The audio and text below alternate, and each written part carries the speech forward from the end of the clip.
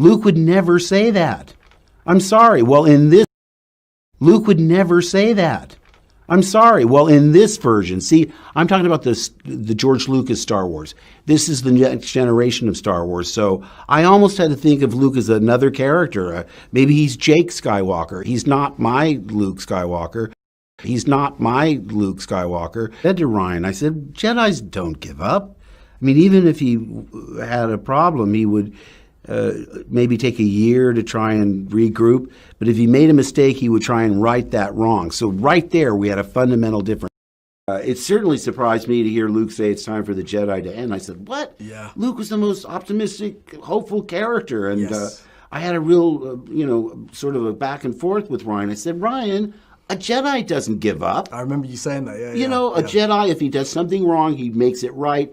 Even if he's traumatized and goes away, he regroup within, 6 months, but 20, 30 years? Come on, that's a little bit overindulgent in my...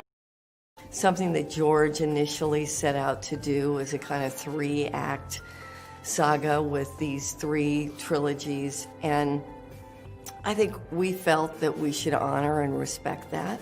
Liar! Liar! Liar! Is this guy? How did the most optimistic, hopeful character in the galaxy turn into this hermit who says it's time for the Jedi to end? I read that and I said, what? I mean, that's not what a Jedi does. I mean, a Jedi is optimistic. A Jedi has tenacity. He never gives up. He doesn't secrete himself on an island. But you'll... I think that the thing that George never did was maintain the status quo. And I think that that's really important because... Fuck you, fuck you, fuck you, fuck you, fuck you, fuck you, fuck you!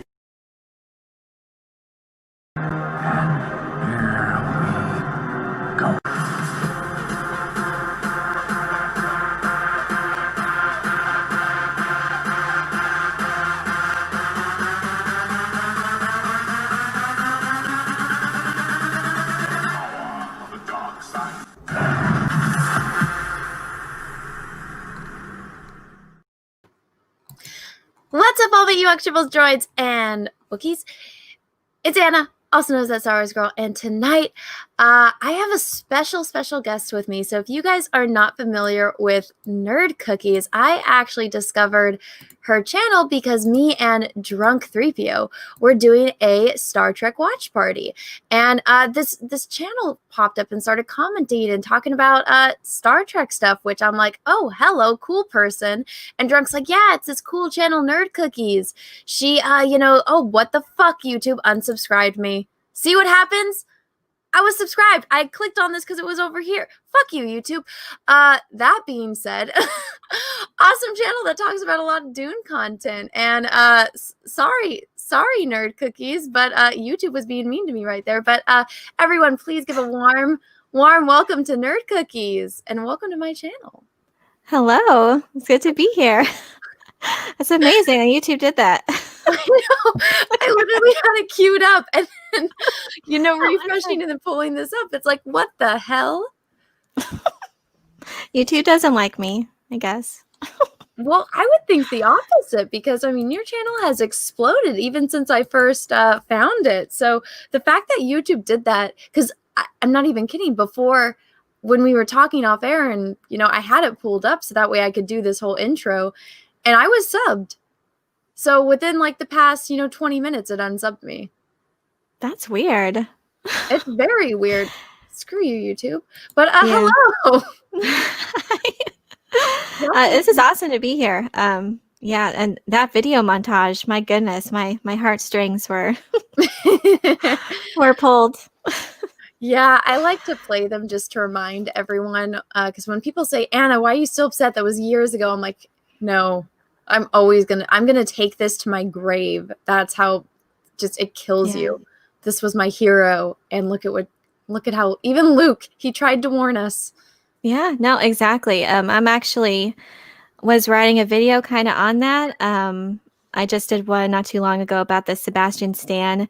The fans were kind of campaigning for him and I think it's a pretty good idea so far. But yeah, I was just reflecting back on that and and how Mark Hamill felt about it. Like, even though we did get Mark Hamill in the flesh as Luke, it wasn't Luke. And the actor acknowledged it. And so even if someone else has to step into the shoes, as long as it's like faithful and epic and worthy of Luke's legacy, I think I just want that. I want what we should have gotten. I agree with you 100%. It's just bittersweet because, it's Mark Hamill is what brought him to life in the first place. But he'll always be my Luke. I know. And it kills me because I'm like, you had one shot. Like, we're all human. They're not going to be around forever. Obviously, Carrie is no longer here. You had a chance to work with all of them while they were still alive, the right age to be doing this. And I mean, I was actually listening to Critical Drinker stream earlier, and they were talking about how in the motion picture, they brought back the original cast of Star Trek, but they let them be middle-aged, and they let it, like, that was part of the story, is that this is where they're at in their life now, because everyone's not young forever. You do age, you do get to middle age, you do get older. And it was handled so much better in Star Trek than what they had to do with Star Wars. For sure. Definitely. I know it's bittersweet. That would have been my first order of business. How do we get these three united? What scene is that? I know. And get them to that point in their life. Yeah. Yeah. Let me read the super chat. Bork, thank you for the super chat. Hey, Nerd Cookies. I just subbed to your channel, and I love your videos. Anna, don't forget the friend code on your birthday card I sent you. Yes, thank you. I'm trying. I got to look for it. But thank you for the super chat. Thank you. Oh, and we got another one, Lethal. And guys, yes, I know I'm going to try to keep up with the super chats as they come in. Sometimes if we are in the flow of the conversation, then I might wait for them for a little bit later. But right now, since we're just getting started, I will be able to read them. So thank you, Lethal Lightning, for the super chat. Anna, say hi to Nerd Cookies for me. Hello, Nerd Cookies. Hi, Lethal. It's good to see you. Tamarius East. He's my simp. Oh, he is? Lethal's a simp for a lot of girls. He's a simp for Brie as well. Oh, for sure. And the Raylos. Lethal is an interesting one. But hey, Lethal, what's up? How you doing? I'm surprised you're awake. Actually, what time is it there? Is it morning? Probably. Tamarius East, thank you for this. Anna, I think you should be on Mary Mayhem's Marioki streams. You are so good at Reen, so that would make you Rihanna. Oh, thanks, but that was kind of insulting. I know that you didn't mean it, but that killed me. I cannot sing. It is something I came to terms with a long, long time ago. I sound like Scuttle in The Little Mermaid when he's trying to sing, and they have to knock him out because Prince Eric is like, can somebody please put that bird out of its misery? That's me when I sing. So I would not do that to anyone. That's hilarious. Can you sing? I'm okay. I can carry a tune. Sure. See, I can't. I mean, I'm one of those that just is so shy, though. I can't. So. Don't ask me to sing. I feel like if I'm drunk enough, I can sing because I have done karaoke. But that's another story then. Yeah. I always pick a song that everyone else will sing, so nobody listens to me.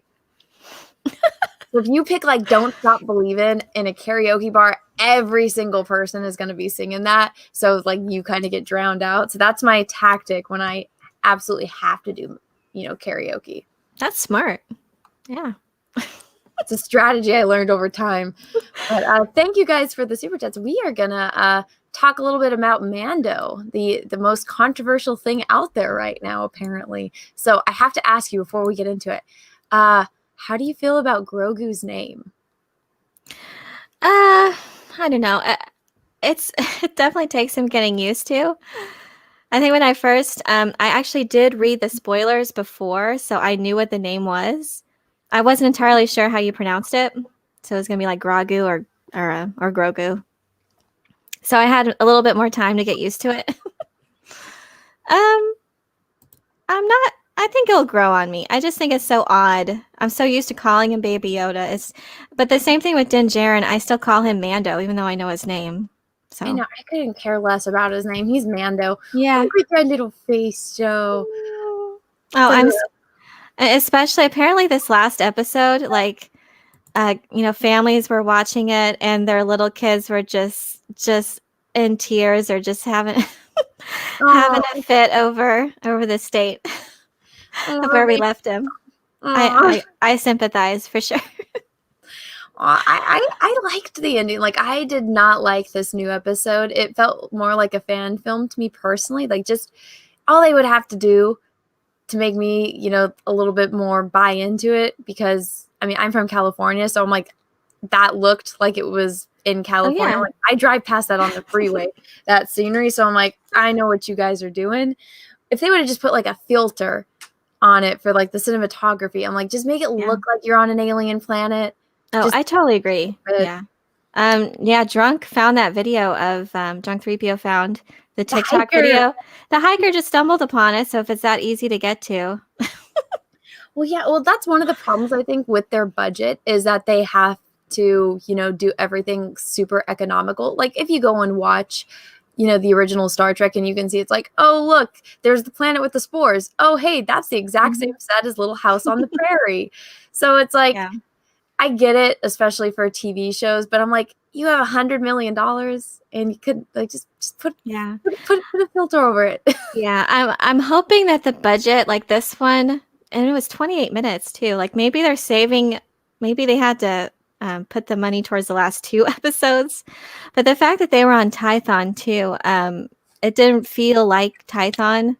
They had the small structure. But it was, and that's one of my grievances too with that episode. Being on Tython, the birthplace, Jedi Order, I just didn't feel like that's what it was. Like there should have been more atmosphere for sure, and more ruins. Here, let me give everyone an idea on what Tython looks like. So Tython is like the mythical place or the mythical planet where like the Jedi spawned from.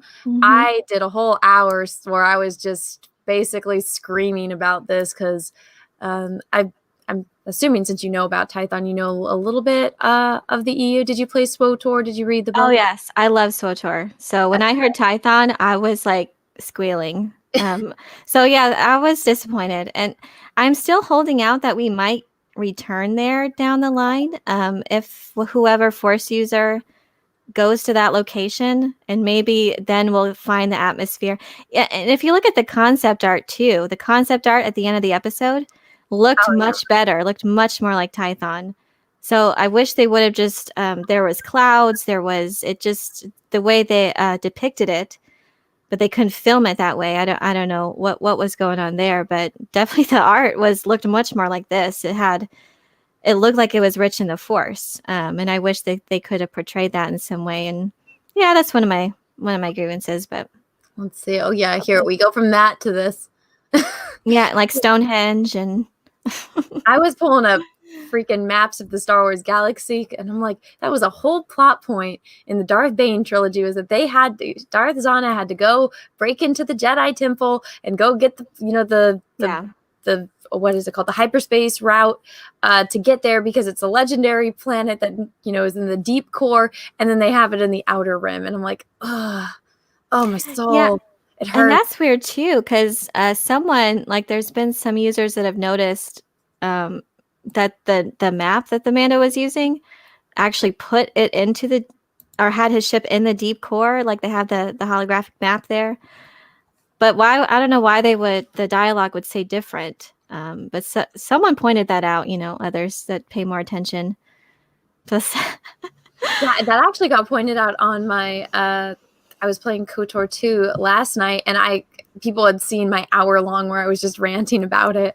And then somebody was like, no, Anna, I went and I looked at the map and I read it, and they're in the deep core.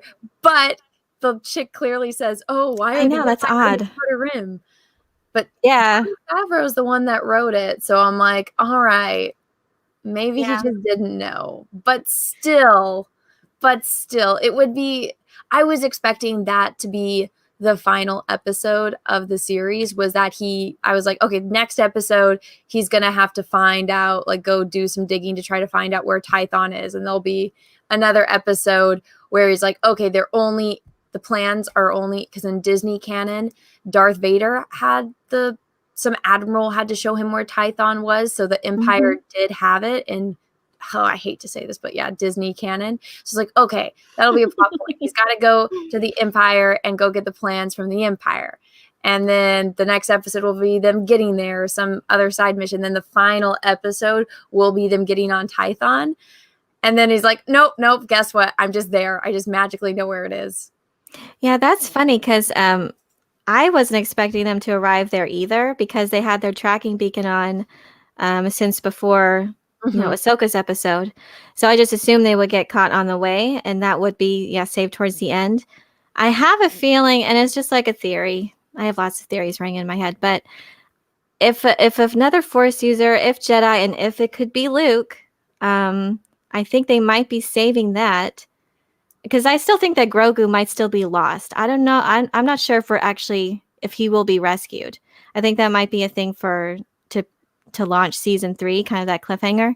But if Luke Skywalker arrives on Tython and to the location that he sensed Grogu's reaching out, and he sees the stormtroopers and the wrecked ship, and then he'll know like someone's reaching out and the Empire has him, and maybe that's how they might introduce him.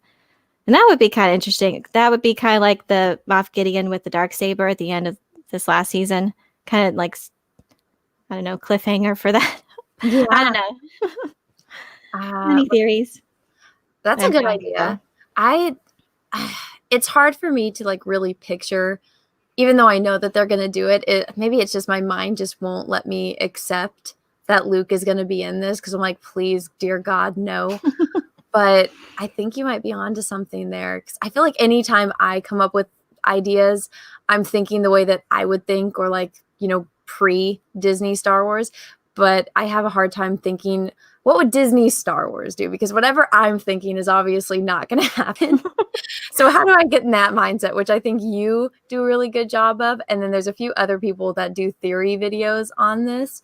And I'm like, okay. I'm like, that would never happen. And then, of course, it does. That's funny, too, because, and I never wanted Boba Fett to even enter this show. I think that was like a thing from the very beginning when this show was announced. A lot of people thought, could it be Boba Fett? He's the Mandalorian. But I never wanted him to be featured. I was so scared, and rightly so, after the treatment of these other beloved characters. So I was fine with them having original characters, original stories, whatever. Just don't tarnish any other beloved characters. So I was very, very hesitant. And when we saw him in that little clip in the season 1, or no, episode 1 of the season, I was like, oh no. But I was pleased with how they portrayed him. And Tamora Morris, and that's probably like the biggest saving grace for me in this episode specifically, because they honored a part of the lore that I actually like was their Mandalorian background, both Jango Fett and Boba. And so that's kind of like what I already thought the canon was, because I just liked that Jango was a foundling, and I also like playing Star Wars Bounty Hunter. Like, I'm not a huge fan of the prequels, but I really like Jango Fett. And the Star Wars Bounty Hunter game really like fleshed out his backstory. And I loved playing that. The storyline was really good. And it talks about Jas Mariel and why he even wanted to have a child of his own. And again, those themes are important. I feel with Star Wars, George Lucas has always said it's about family. It's about relationships and fathers and sons and children redeeming their parents. And so I felt that theme in this episode and the last one. And it really, that's been the saving grace for me, is that theme feels like it's from, or what I fell in love with George Lucas's vision of what Star Wars is, and having those themes present and little things. I hope that they work out as far as appreciating Tython and, other story things that I have issues with, but, at least the core of what I think George Lucas was trying to do with Star Wars was there for these 2 episodes for me, and with the child and Din Djarin's relationship, more of that father-son dynamic. So, yeah, that's why I like it, what it's doing. See, hopefully it'll continue. I think it will. That's one of the reasons why it's like, as much as I don't like the show, I don't hate it because it's not like what Disney was doing. Disney was like, we're going to break down everything you loved so that way you can like this new stuff because the old stuff you like now sucks.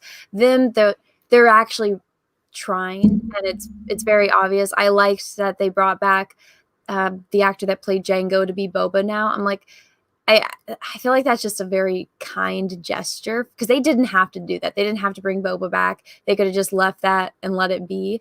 But I felt like they did it because like let's include him in this. You know, Han, Luke, and Leia got to come back. Let's go redeem some characters or give actors another chance.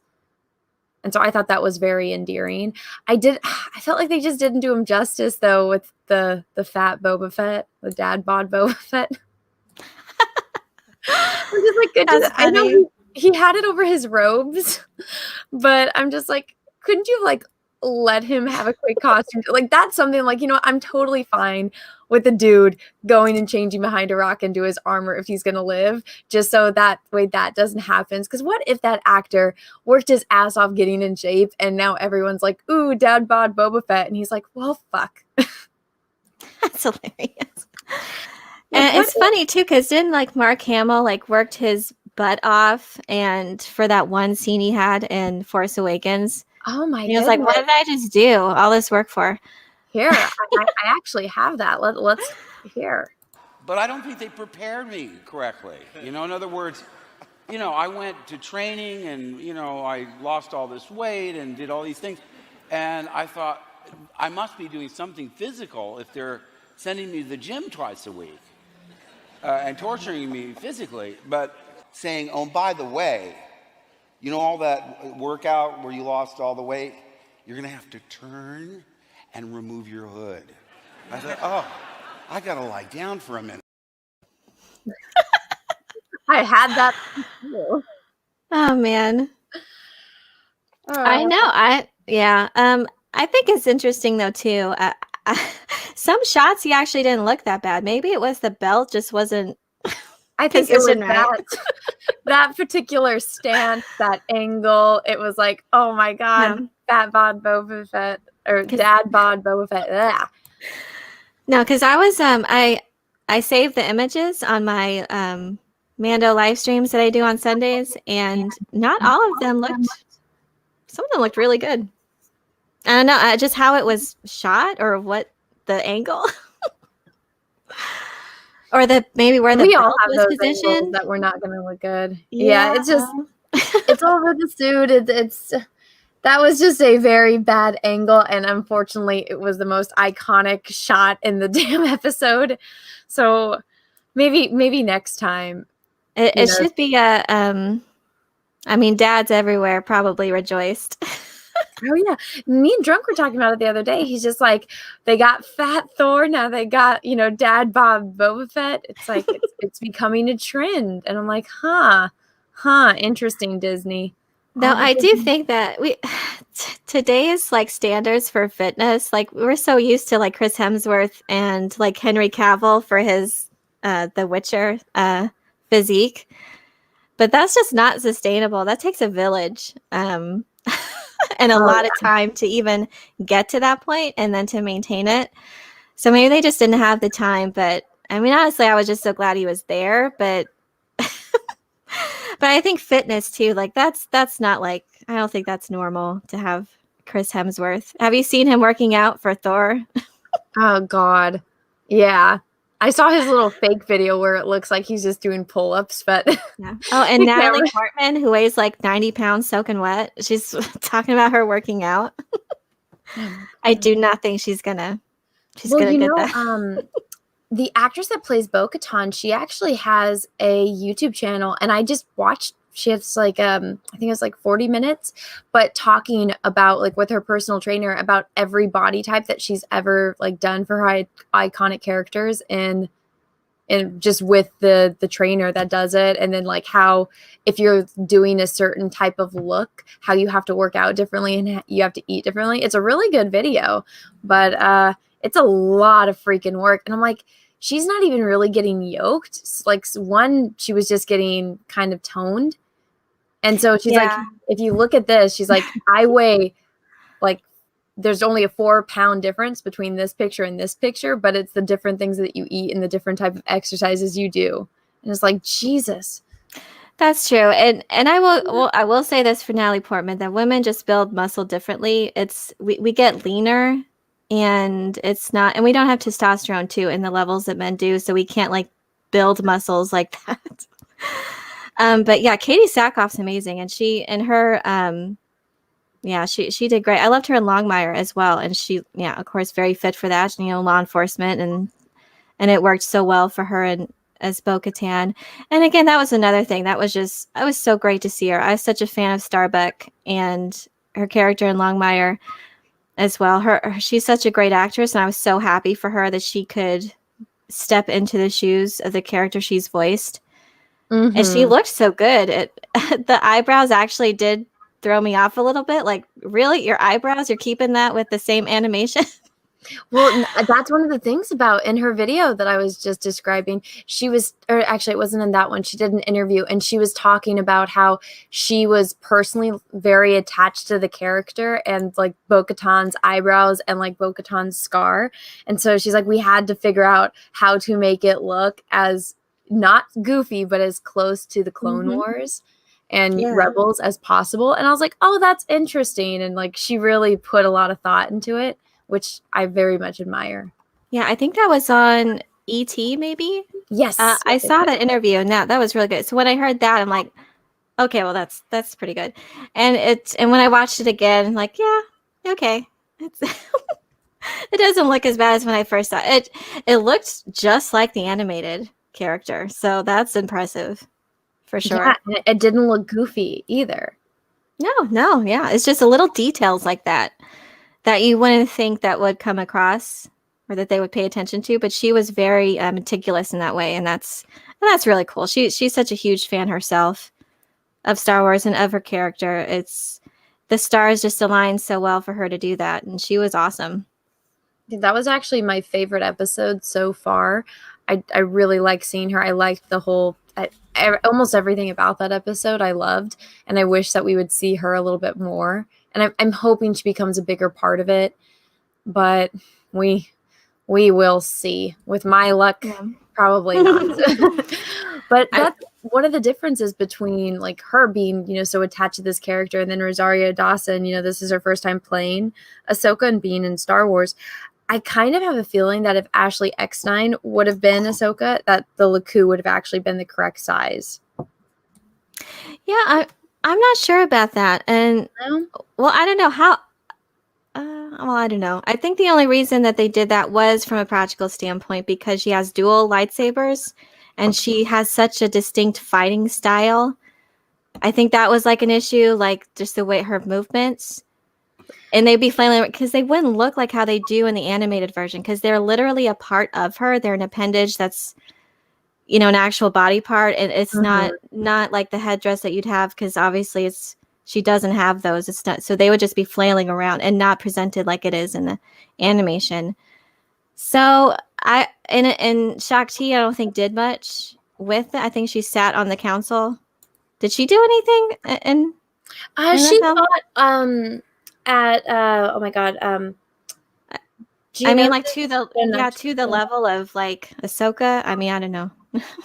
No, but I mean, even when that's one of the things where I think it's okay to have, you know, maybe a not just a stunt double, but also the way that they did a lot of the special effects with, you know, just put maybe green on them, or I mean, yeah, I wonder if CG would have worked. I think that's for all they would have really need to do is to maybe have green like strings hanging down from like maybe a point at her shoulders, and then have some kind of weight to them, so that way they would sway the way that they would, and then go in and put them in, you know, in the effects after, which I think totally could have been done based on the way that they did film that fight. I get it. First time we see her fighting, it's in the dark. She's wearing a cloak. It's lights going on and off. So it might be different if they are going to do like a big daylight fight scene. But I mean, they can do it. They have the technology to do it. And so that's one of those things that I'm like, it takes me out of the viewing experience because I'm thinking of how they can fix it. And because I'm thinking of how they can fix it or that it's bothering me, I'm not engaged in the show anymore. Oh yeah, I understand it because that's how you're so used to seeing her as, and it's a little jarring. Yeah, it was one thing that did impress me though, was the makeup. Oh yeah. That it did look like her skin and not actual like makeup. And I think the Shock T's makeup was a little bit caked on to where it looked like it was makeup. But I thought they did a good job at least to the facial markings. And I was surprised that the blue eyes looked really good. So that aspect impressed me. Yeah, as far as the Montrals and the Leku, that was, yeah, I wish they would have been more. If they could have done it, I would have preferred it. But I mean, I think they did the makeup was really good for me. I thought, it looked like her skin basically, which it should have looked. Mm-hmm. And one of the problems usually when you have like caked on makeup like that, it's like if you smile or like do anything, after a while you can see the lines in the makeup, and so it'll make like, especially if it's Rosario Dawson I think is 40, so it's like after like an hour or two, she's gonna look a lot older than that. So I think she looks good. She looks great. I think they must have dyed it or something, but I had seen, people making the argument about how look at what they were able to do in one episode with Ahsoka and like the care that they put into that as compared to the way that they do Starfire. Oh yeah, that's. I mean, it looked natural on her, so I don't know why they didn't want to go that route. Yeah, it's one of those things that I had seen people kind of talking about the difference in care, because even though the Leku weren't the correct length for her age, still like just that they were able to keep her orange, and they gave her the blue eyes, and they were able to do the way that Ahsoka actually fights in the Clone Wars, because like you were saying, yeah, she does have a very distinctive fighting style. Personally, I was always on the, when I was a kid and I watched the documentary and George Lucas is explaining the lightsabers and how he wanted a two-handed type of, sword or like weapon like that because he grew up watching, samurai movies. And so when they introduced, you can have double-bladed or you can have one in each hand, I was like, what is this? That was one thing too. I wished. I mean, what a missed opportunity for Rey. I thought for sure she would have a I know, dual-bladed lightsaber. That just seemed like a no-brainer. But I did like that.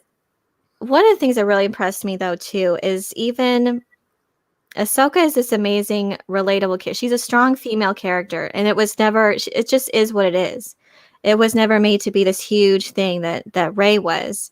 Like she was relatable, and she never appeared to be OP to me. She used the environment to her advantage. For one, she had to deactivate her lightsabers to avoid detection as she moved, and her distinctive fighting style was definitely clear. Rey didn't have any fighting style. She just flailed around with her lightsaber, and she always ran with it activated. I know. Like, what? She was just she just loved to do that. It's so amazing that impressed me too. Impale herself or something. Oh my god. Well, in that trailer too, that famous trailer, she activates her lightsaber first, runs for like a good distance. Like, what are you doing? I know. You could poke somebody's eye out. It's so painful, and it's funny because they were trying to appeal to girls like me and you, and then our friends and stuff, because they're like, we want more women in Star Wars. But in reality, it's like, well, we've liked Star Wars. I don't know how long you've liked Star Wars, but I've liked Star Wars since I was 2 years old the first time I watched it. What was your experience, watching Star Wars for the first time? Oh yeah, I probably was older than that. That's amazing. But my father was a big sci-fi fan, so we had all the VHS. So I experienced it before the special editions and everything. Pretty young. I don't remember the exact age, but yeah, around like 5 or 6 or something.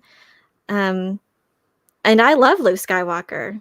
And it wasn't about like that your hero needed to look like you. It was about what they stood for. It was about what they did.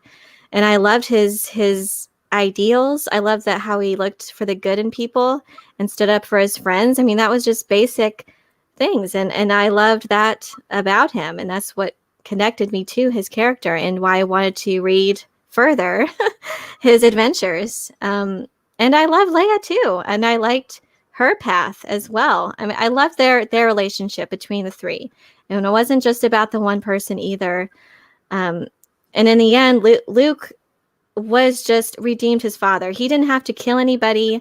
He refused to, you know, raise the lightsaber at his father. He saw the good in him, and that resonated with me for sure. And I think it resonates with a lot of people. And Rey is just so far removed from that.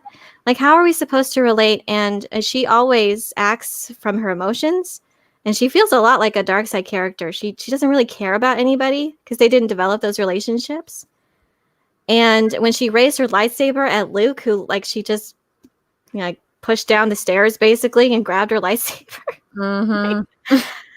Like, how are people supposed to look up to that? Like, that's, I mean, you're a woman, yes, but you know, it's not who you are, it's what you do that's important. Yep, completely. And I think, like, just looking at the difference between Rey and Ahsoka, it's like, I remember the Clone Wars movie, and I hated Ahsoka. I thought she was so annoying, so whiny, so obnoxious. And then once I started watching the Clone Wars, I was like, "Gah, this stupid character, make her go away." But then, you know, that was kind of the thing. She's young. She's a young kid. She got lucky enough to be stuck with Anakin Skywalker, and she's actually really smart. And so it shows her maturing and growing up, because she's just this wide-eyed kid that got their first assignment working with, you know, a Jedi Knight during, you know, a war. And so it makes her grow. And so she has several different character moments where she develops and then goes on this complete journey and arc. And yeah, that took a whole series to get to. But even if the Clone Wars were a trilogy, we would have still gotten that as compared to with Rey. Because it's like, I don't know what the hell. Why does Rey want to be a Jedi? Why does Rey want to go find Luke? Why does Rey want to help with I guess apparently now the second rebellion? I don't know.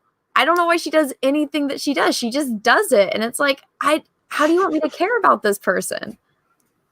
That's so true. And they just didn't develop her. And I love strong female characters for sure. We've had them. We've had them in entertainment. Trinity and Ripley and Lady Jessica from Dune is one of my favorite literary characters. And she's very strong. I mean, that blows the Jedi kind of. Well, it's a different thing, but definitely as inspired. One of the elements that inspired George Lucas for the Jedi Order is the Bene Gesserit. So she's very strong, but the way she uses her power is what's so interesting about her. And she makes decisions that don't always pan out, that she has to suffer the consequences for. Rey never suffers anything. She doesn't suffer any loss or any repercussions from her bad choices. And that makes you not relatable. And people can't connect with that. They want to follow your journey. They want to see you grow.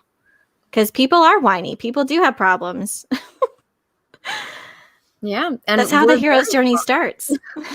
Yeah. I mean, we're very flawed. I remember my cousin's husband was saying, yeah, me and my buddies play the drinking game. Every time that Luke complains or whines in A New Hope, we take a shot. I'm like, oh my God, you guys are probably hammered. Because, I mean, he's not perfect. And I think, that's one of the reasons why so many people like him, is that he has to work so freaking hard to get to the point that he is in Return of the Jedi. And I mean, he loses a lot. He's not always winning. He gets lucky sometimes, but that's because he's got the Force on his side, and, the fate plays into that. But it's just like, come on, people. I know. They just went so overboard. They wanted her, and they didn't really flesh out the other characters too. I liked Finn. The way they did the trailer, it was very interesting to me. A stormtrooper kind of turning away from that. That was very intriguing, and they kind of made it sound like he was going to be the Jedi with that when he took the lightsaber. But they kind of just push him to the side. It's like they don't develop these characters enough for me to care about. Exactly. It's a shame, really. It really is. And I thought Finn, I know that I had seen Rey, but so out of the toys, they only had, like, she was in the PVC set, at least speaking based on just like the Disney toys that they sold at like Disneyland or at the stores. The only toy that they really had for Rey was the die cast action figure, which is like 30 something bucks. And so, and then in a PVC set, but Finn was everywhere. You had his stormtrooper costume, you had his jacket, you had his action figure, you had his blaster. Like everything seemed like, it's like, okay, yeah, there's a girl in Star Wars, but it seems like we're going to get a, you know, a black man to be the lead of Star Wars, which to me, I'm like, oh yeah, we already had Lando. I'm fine with this. Like what it is, whatever. I don't like Adam Driver. So I'm like, who the hell is this kid going to be? But it was just such a letdown because that would have been such an interesting story. And they dropped the ball there. I know they focused too much on just one character, and in Star Wars was never about just the one person. But like every title that has come out, the sequel trilogy is solely based upon Rey. Even the Rise of Skywalker, we come to find out, was even about her as well. It's just, Luke was never the central figure. I mean, the important theme, yes, about fathers and sons, but he very much relied on Han and Leia. And at the very end of the first movie, we see their bonds and their friendships. That is set, and it is very strong. But we don't see any of that. And like at the beginning of the third movie of the sequel trilogy, we're supposed to believe that they're friends. You don't believe it. Yeah, because they didn't build it to that. And it's just bad storytelling for sure. And that's what it comes down to. What my main problem is, that it's bad storytelling and not fleshing out these characters and the core themes of what Star Wars is. So I'm seeing like little bits of that in The Mandalorian, just with Cara Dune and Grief Karga. You know, his continued relationships with them. When Cara Dune first came on the scene, I thought she might have been just another, I don't know, just a token female character trying to push the agenda. But it just wasn't a strong episode though, too, because it was just a rehash of Samurai 7, Magnificent 7, A Bug's Life, and all that. But then later when we see her again, it really fleshed out her character. And I've come to really enjoy her and her relationship with the other two. And so that's what it's supposed to be about. And you're supposed to have those relationships established at least. And they just failed to do that in the sequel trilogy. So I'm seeing those little elements that I've always enjoyed from the original trilogy and other Star Wars stories in this. And that's why, I mean, first season was a bit rough for me. There's elements that I liked and some that I really didn't. I know the Force healing just seemed completely forced. And it did come out right before the Rise of Skywalker, that episode, and I just felt like they did it to normalize it. Yeah. But in the second season, like the child's Force powers were dialed way back, and it's almost like they were listening to my to my criticisms. But you know, obviously they weren't. But it's just completely different change. He's hardly ever used it. His Force abilities, he did it to grab some cookies, and at the end of this episode when he was scared. But yeah. But I don't know. I'm glad they did that because I didn't want it to be. He was starting to get too overpowered, I think, and that was one of my gripes. But well, what did you think about like Cara Dune's backstory? When I heard, she was from Alderaan, and then they I don't know if you caught it. I'm not musically inclined at all, so when I notice something that has to do with music, I'm like, oh my gosh. It might be a little bit on the nose, but I really liked it, was that they used it's not the same, but it's very similar to Princess Leia's theme song for her at the end of that episode. I really liked it. I was like, oh my gosh, I just like this character 10 times more. I already like Gina Carano because she's awesome online in real life. And so I was kind of hesitant about the character, but once finding that out, and knowing, okay, so this is why she's not settling down. This is why she doesn't do certain things. It's because she still is carrying that pain, and like she doesn't want to settle. She doesn't want to call any place home because she knows what it's like to lose it and to lose everything. Yeah, I was really impressed by that story, and that's why I liked her more as we got to know her. Being from Alderaan and having, just fleshing out her story. It was so interesting, and that's what you're supposed to do. To tell a good story. And the fact that the fact that Alderaan, this entire planet was destroyed, but I don't think a lot of people may have felt it felt the weight of that impact and that loss. If you just watch the movies, or it's it can be hard to feel the impact of that. And I feel like sometimes even the sequel trilogy, the loss of life was just brushed over. Oh, I know. So, but way more. With Leia, it made more sense because the situation required it, and we see her dealing with it in the Legends. But it was nice to see, the fallout kind of those that had survived and what they're dealing with, because we see a planet get destroyed like every other every other film, but these are like human lives that are lost, and lives that just billions of lives that are destroyed, and impact on the galaxy. So I was so happy that they decided to explore, especially now in this timeline when it's like really fresh still. So it only happened 5 or how many years ago? 6, 7 years ago when A New Hope happened. Battle of Yavin around that time. But still, that's not that long ago for the time period that this set in. And I'm glad that they kind of decided to have that and explore it. And she's great. She's done a really good job. I look forward to seeing her in the next 2 episodes. She's done a great job. Yeah, we're almost done. Only got 2 left. Isn't that crazy?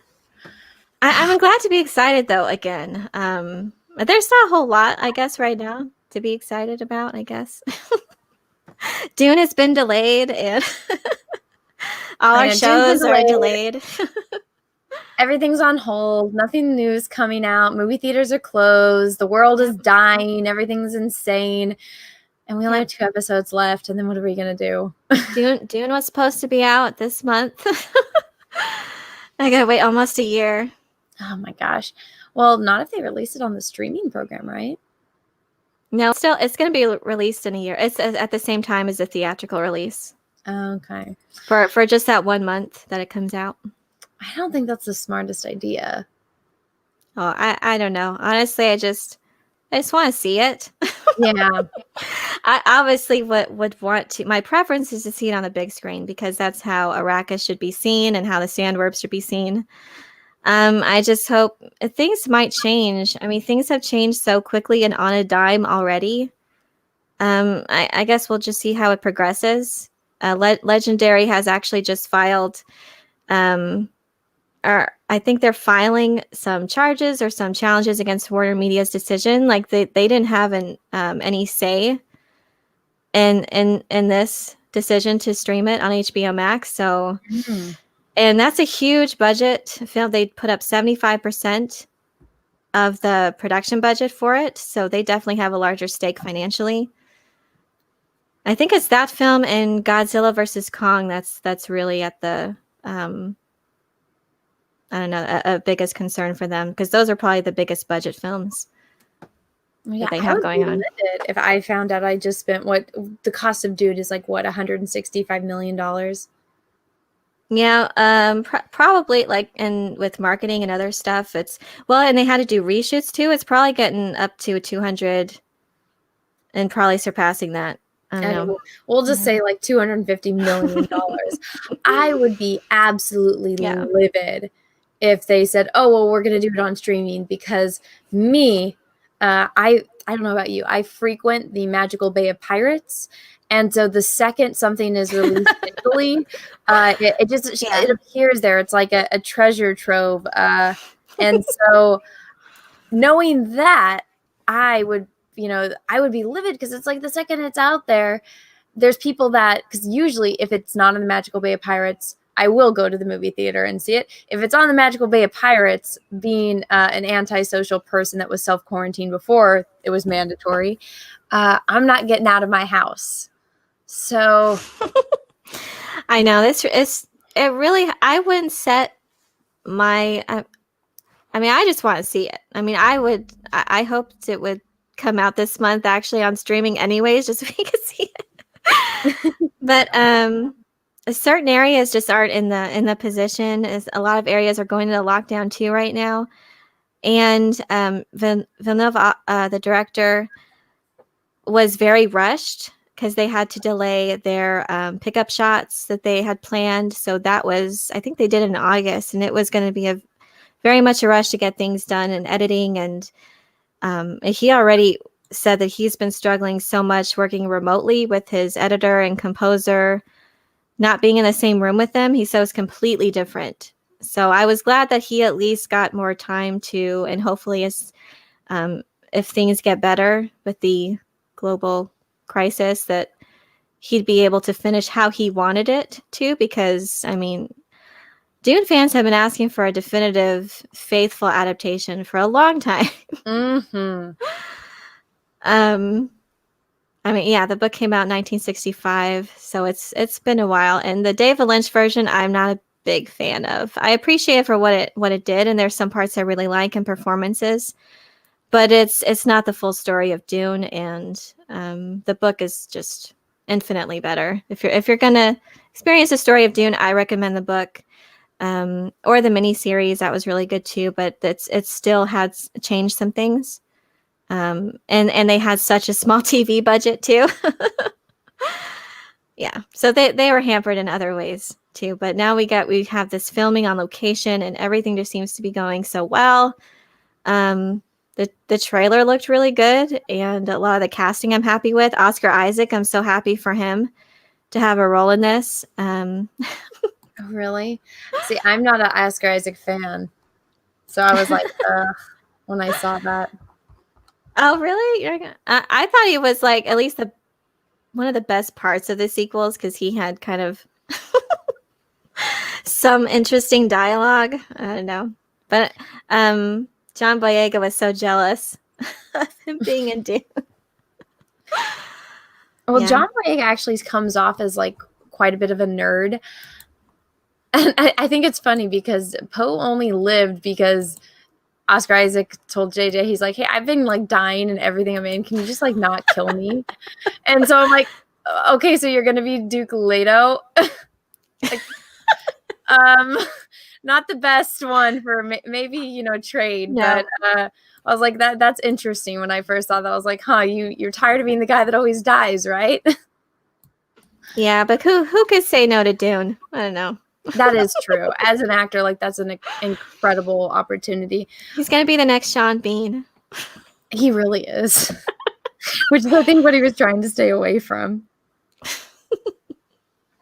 But that's one of my favorite characters, actually, Duke Leto. So, oh, me too. Yeah. I remember I've always kind of liked like father characters.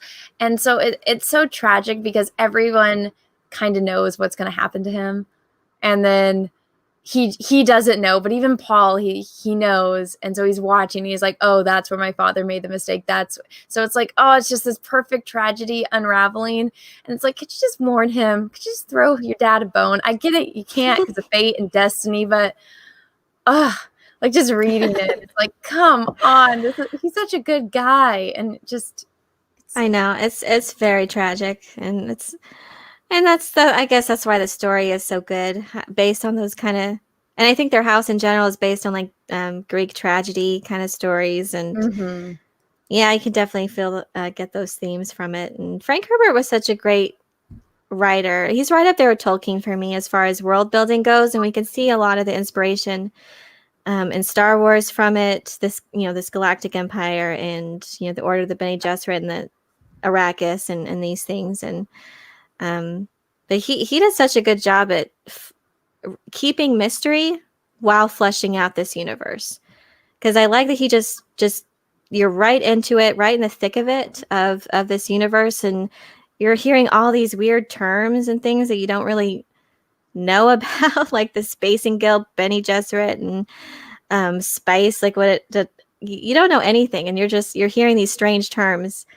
But as the story goes and you're reading it, you just gradually come to understand, like you're Paul Atreides, learning as you go. And it's just beautifully, and I love the lingering mysteries. And you have to read it again too, multiple times. You always learn something as you. Oh yeah. And that's what Frank Herbert actually designed his book to be, as to be reread that way. And you always find something interesting. because I always connected with Paul Atreides' story, but I find myself more and more connecting with Gurney Halleck and Lady Jessica's story now. Maybe because I'm older and I relate more to those characters. So, Yeah, things change as you yeah. grow up. But it's interesting because when you get into older sci-fi, I can't even stomach new sci-fi anymore. So I personally prefer older sci-fi. But whenever you're reading a book, because it's this new universe, and back then there was no guarantee that your book was going to get made into a movie, TV show, or you would ever see it. So it's like, you're kind of a fish out of water, and this person is having to describe to you this world, these people, these things that you've never seen or never imagined before. And so, yeah, the first time you read it, it's really through Paul's eyes. I really like Lady Jessica. And, the first time I feel like we all kind of just like, oh, what's going to happen? What's going to happen? What's going to happen? And then, I had seen, my parents were watching the David Lynch film, and I was like, what the heck is this? Because I walked in. I was like, is that Sting? Like, what is Sting wearing? What is wrong with their eyes? And my parents his metal bikini. yeah. Or Speedo. Yeah. Well, my parents were like, oh, like my mom giving the absolute worst description. She said they're all on drugs. That's why their eyes are blue. I was like, well, it's not wrong. It's not wrong. It was a terrible description. And so going and like reading the book, I'm like, okay, I know like they have blue eyes and stuff like that. But then like after going back and like it's so interesting, like when she first like stumbles upon the oasis and how there's like the mysterious note from the other Bene Gesserit that had been there before her, and how they all kind of work together. And it just the way that the universe works, it's very interesting. Yeah, for sure. He spent so many years researching and putting this story together. I love the way his mind works, and we see, Brian Herbert has done a good job with continuing his father's legacy. He's done the expanded books and everything, but he doesn't come close to me as far as just what Frank Herbert did. His writing style is different for me, and that's but I appreciate what Brian Herbert is doing for sure in his continued devotion to his father's legacy. But yeah, there is definitely a difference in writing technique, and it's just not everyone can do it. And I feel like Brian Herbert's more like the kind of fan fiction-y kind of style, but I don't want to trash him too much because I do appreciate his work for sure. Well, there's also like a different age and experience that goes into it. Like he's never walked in his father's shoes. Well, maybe he has literally, but I guess figuratively not. Mm-hmm. And so it's just like, it's always going to be different. And I think I was actually talking to Drunker Cecil, but like whenever you see art and it's like, oh, instantly, if you are familiar with art, and it's like, oh yeah, I know who drew this. And they're like, well, how do you know that artist did that? I'm like, it's like a person's voice. You know it. When you hear it, even though I've never met you in person, I've never seen you. If there was, just a stream and nobody had avatars, I would know it was you when you spoke. Aww. And so it's like, well, it's like with writing too, it's like you can just pick it up and it's like, oh, I recognize this author. And so when another author comes and picks it up, it's kind of like, I haven't read his. I'm one of those people that it's like, I read the first one, I got into the other ones, and I'm like, it kind of falls off. I didn't, once Paul, spoiler alert for anyone that hasn't read these books that came out decades ago, once he goes off into the desert, I'm kind of like, all right, that wasn't what I was expecting. And then I tried the next one and I was like, this really wasn't what I was expecting, but all right, it exists, it's there. I know what happens now. And I'm just gonna go back and think about the original one. But yeah, that's interesting. I like the first three actually of Frank Herbert's the most, but I do like the continuing stories, but those are my favorite. It's so different, yeah. Takes you places you didn't expect. Is it worth getting into the newer ones? It's not the same. I don't know. Again, it's a lot like fan fiction-y thing. It's very different writing style. But it's, I mean, if you're interested, and I don't know, You sound very enthusiastic. I know. I'm just a diehard Frank Herbert fan, but I appreciate it's just some things Brian Herbert's done has just contradicted some things, I think. But he always says that he's always sticking with his father's canon, and there was but a couple things just didn't ever really mesh up well with me and his father's writing style. Yeah. But that's just me.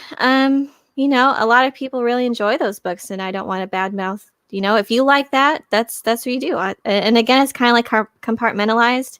Same thing with the Star Wars universe. There are things that connect with me and resonate with me more than others. And, you know, Frank Herbert's original Dune saga has resonated with me. And I think the first book, though, and the continuing, well, I think the follow-up. So it's kind of like a trilogy of those that really resonated with me. Children of Dune is also a really good miniseries. If that might appeal to you more, to see that. Have you seen the that? one with the sister, right? Yeah, with James McAvoy plays in that. He does a really good job in that. Let me pull it up. I'm pretty sure I have. My dad always watched those kind of things. I'm just Sting in the bikini is the one that gets me. I know. I did not appreciate. God. The Harkonnens were so cartoony, and they were not how Frank Herbert like portrayed them. They were always like just cold, calculated, and they just made them maniacal and crazy and just way weird. I don't know what David Lynch was thinking sometimes. But some things I did like. So again, it's like I compartmentalize things that I did appreciate, and it introduced a lot of people to the universe of Dune and to Frank Herbert's books, and so I appreciate it for what it is. But it's still not an adaptation, a faithful one, I think. Yeah, which is, I feel like they are trying with this one. I don't know. I had seen something that the director said that kind of rubbed me the wrong way. It's been a while now, so I'm not too sharp on what exactly it was. I'd have to go back and see what it was. Sharon Duncan Brewster, is that? They cast her as Liette, you know, the male character. No, that wasn't. It was he said something about, I think, the worms with the spice. Villeneuve did? Yes, the director. It was kind of an offhanded comment in one of his interviews, but I remember I was like, huh? And I think it had to do in like the design of the still suits. I'd have to go track it down. It was just something that I saw in passing, and I was like, what? That's tiny little red flag, but obviously it wasn't enough for me to remember clearly what it was. Yeah, I'm sorry. I don't remember. It's okay.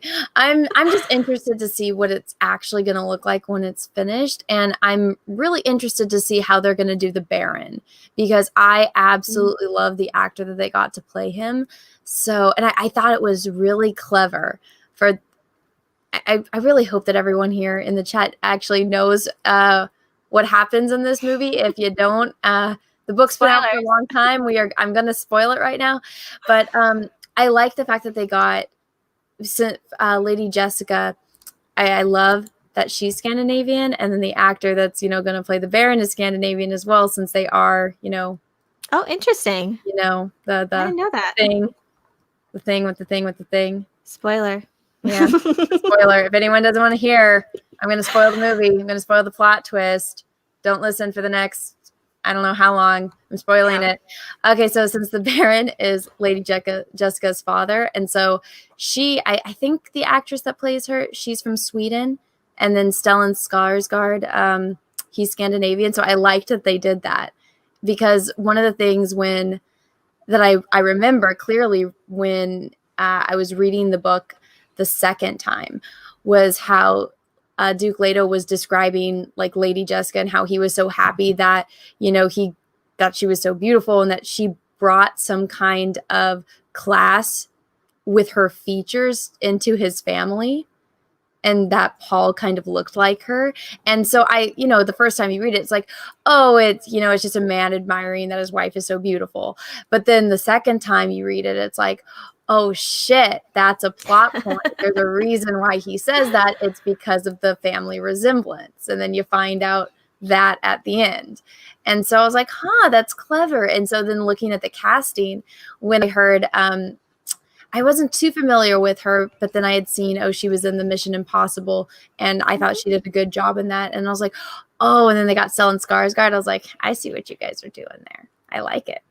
Yeah, that's funny. I didn't even know that. So yeah, I'm learning. The only thing I wish that, this was a thing too, that Rebecca Ferguson did not read the book. Yeah. So that was a little disappointing for me, just because, if you have a small role, fine, whatever. But she is like just as much of a main character as Paul is. And and even more, like, there's so much, backstory and intricate, complex themes involved in her character. There's so many things at once in her mind that she's contemplating. And I just feel like this doesn't come across in dialogue. A lot of it is just this internal struggle.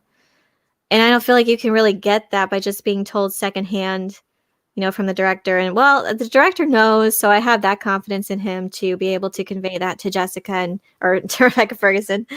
But yeah, that was I know. I wish she had read it, because she's missing out for sure. Maybe it's because there's some actors that they don't want to have any connection or any prior knowledge to the character before they play them, because Anthony Hopkins is like that. What he does is that whatever lines that he needs to have memorized, he just says each line 250 times and gets into the mood of the character and figures them out by saying the lines over and over again.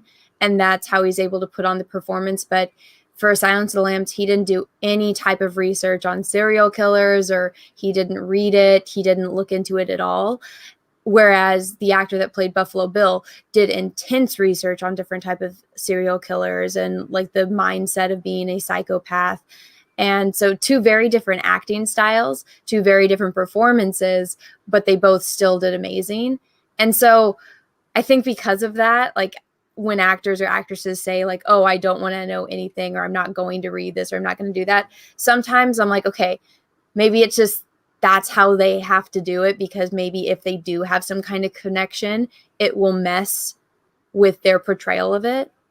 Yeah, no, I understand that for sure. And some, it could be an overload of information.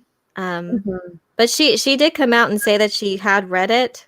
So she did contradict herself later and said that she couldn't finish reading it. So, and that was her process. She did look at information, and she said that she was looking at information like message boards and like community boards and all these other sources of information. So she had to rely on other people to tell her about her character, and that's it was just too much for her to read, I guess, and digest. There's and audio books. I know, it's like she said it was like a crossword puzzle for her, and like that's amazing to me. I read it when I was like 13. I don't know. But the audiobook is really good too. I don't know. I mean, I feel like these movie stars, they're always flying places. Those flights are pretty long. Just pop in the audiobook if you're not sleeping through it. Yeah. But I also agree that it depends on the director, and if he knows, and the script is good, and if he knows how to direct the person. So I'm not like too concerned about it. And she is an excellent actress, and I've enjoyed what she's been featured in. And so, yeah, I'm optimistic, cautiously. You know what's going to be, I feel like for you personally, it's probably going to be the biggest, cliffhanger ever, since they're breaking up the movie or the book into 2 movies. Yeah, I know. And there's been I know they intend to do the sequel, but I haven't heard yet of any news of production starting, and everything now filming is just delayed. There was supposed to be a Dune series, The Sisterhood, that was supposed to have been in production November or last month. I haven't even heard any news that it was canceled or delayed. There's been like 0 news about it. So I'm just hoping. I don't know. But now that the first film has been delayed, that just delays the sequel even further, and I don't know. But we always have the book, so there's that. I'm just thinking about you, and I'm like, oh gosh, you want to watch it right now, and it's going to be delayed, and then the sequel's going to be years and years. It's going to take a lot of time. I feel like that's the one kind of thing about this whole situation is it's not just that, it's everything. Everything is going to be delayed now. So even, we're going to get Mando season 2 is going to be finished, but then Mando season 3 is not going to come for a very long time. And then even like with the Lord of the Rings that we're going to get into after this, it's like, I don't think that that's finished filming. I think they're still casting people. So these years and years into our future. Yeah, it's definitely put a lot of stuff on hold. And for an ambitious series like Lord of the Rings, I think they had just almost finished filming the first 2 episodes, but they said that they had planned a hiatus anyways. So I don't know, maybe they wanted a certain type of year for like atmosphere and weather or certain conditions. So it didn't sound like it put too much of a delay in their plans. That's good. I don't know. Yeah, so hopefully, but I'm not sure how many episodes we'll receive. At first, they might just want to release what they have. It's rumored that they have 20 episodes in this season, the first season, and if they only filmed 2 so far, I don't know. That's gonna be interesting. I'm definitely looking for the news updates on that. If they're gonna release all episodes at once, if it is 20, and that's the rumor. Or if they're going to do in little increments, like 10 episodes at a time or something. I don't know. I kind of miss the way that they used to do that. Like when you watch The Next Gen and there's like 25 episodes in a season. I'm like, I miss that. I know. I so do. I'm so tired of all those. Oh, you get 8 episodes. I'm like, give me a break. Make all of the episodes the same length and give me like 20 of them. Keep these actors and actresses working. I know, and that's one of my gripes too with The Mandalorian. I wish they would be more consistent with their episode length because it's so jarring.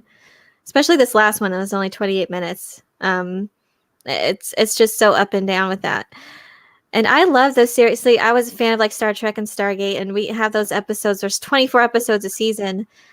And their budget was also like, they didn't have the budget that the Mandalorian does, but they concentrated on story and developing the characters, and we got to know these characters and become attached to them over like 10 years. So it's Stargate SG-1 and the continuing story and Star Trek, that's been on for so long, and you grow to have that attachment. And even episodes that are slower, it's fine because you're taking the time to learn more about them individually, and it builds up that anticipation for when those larger big events happen in the mid-season finale or things like that. I don't know. I miss those days. I do too. Like going back and watching, Star Trek again.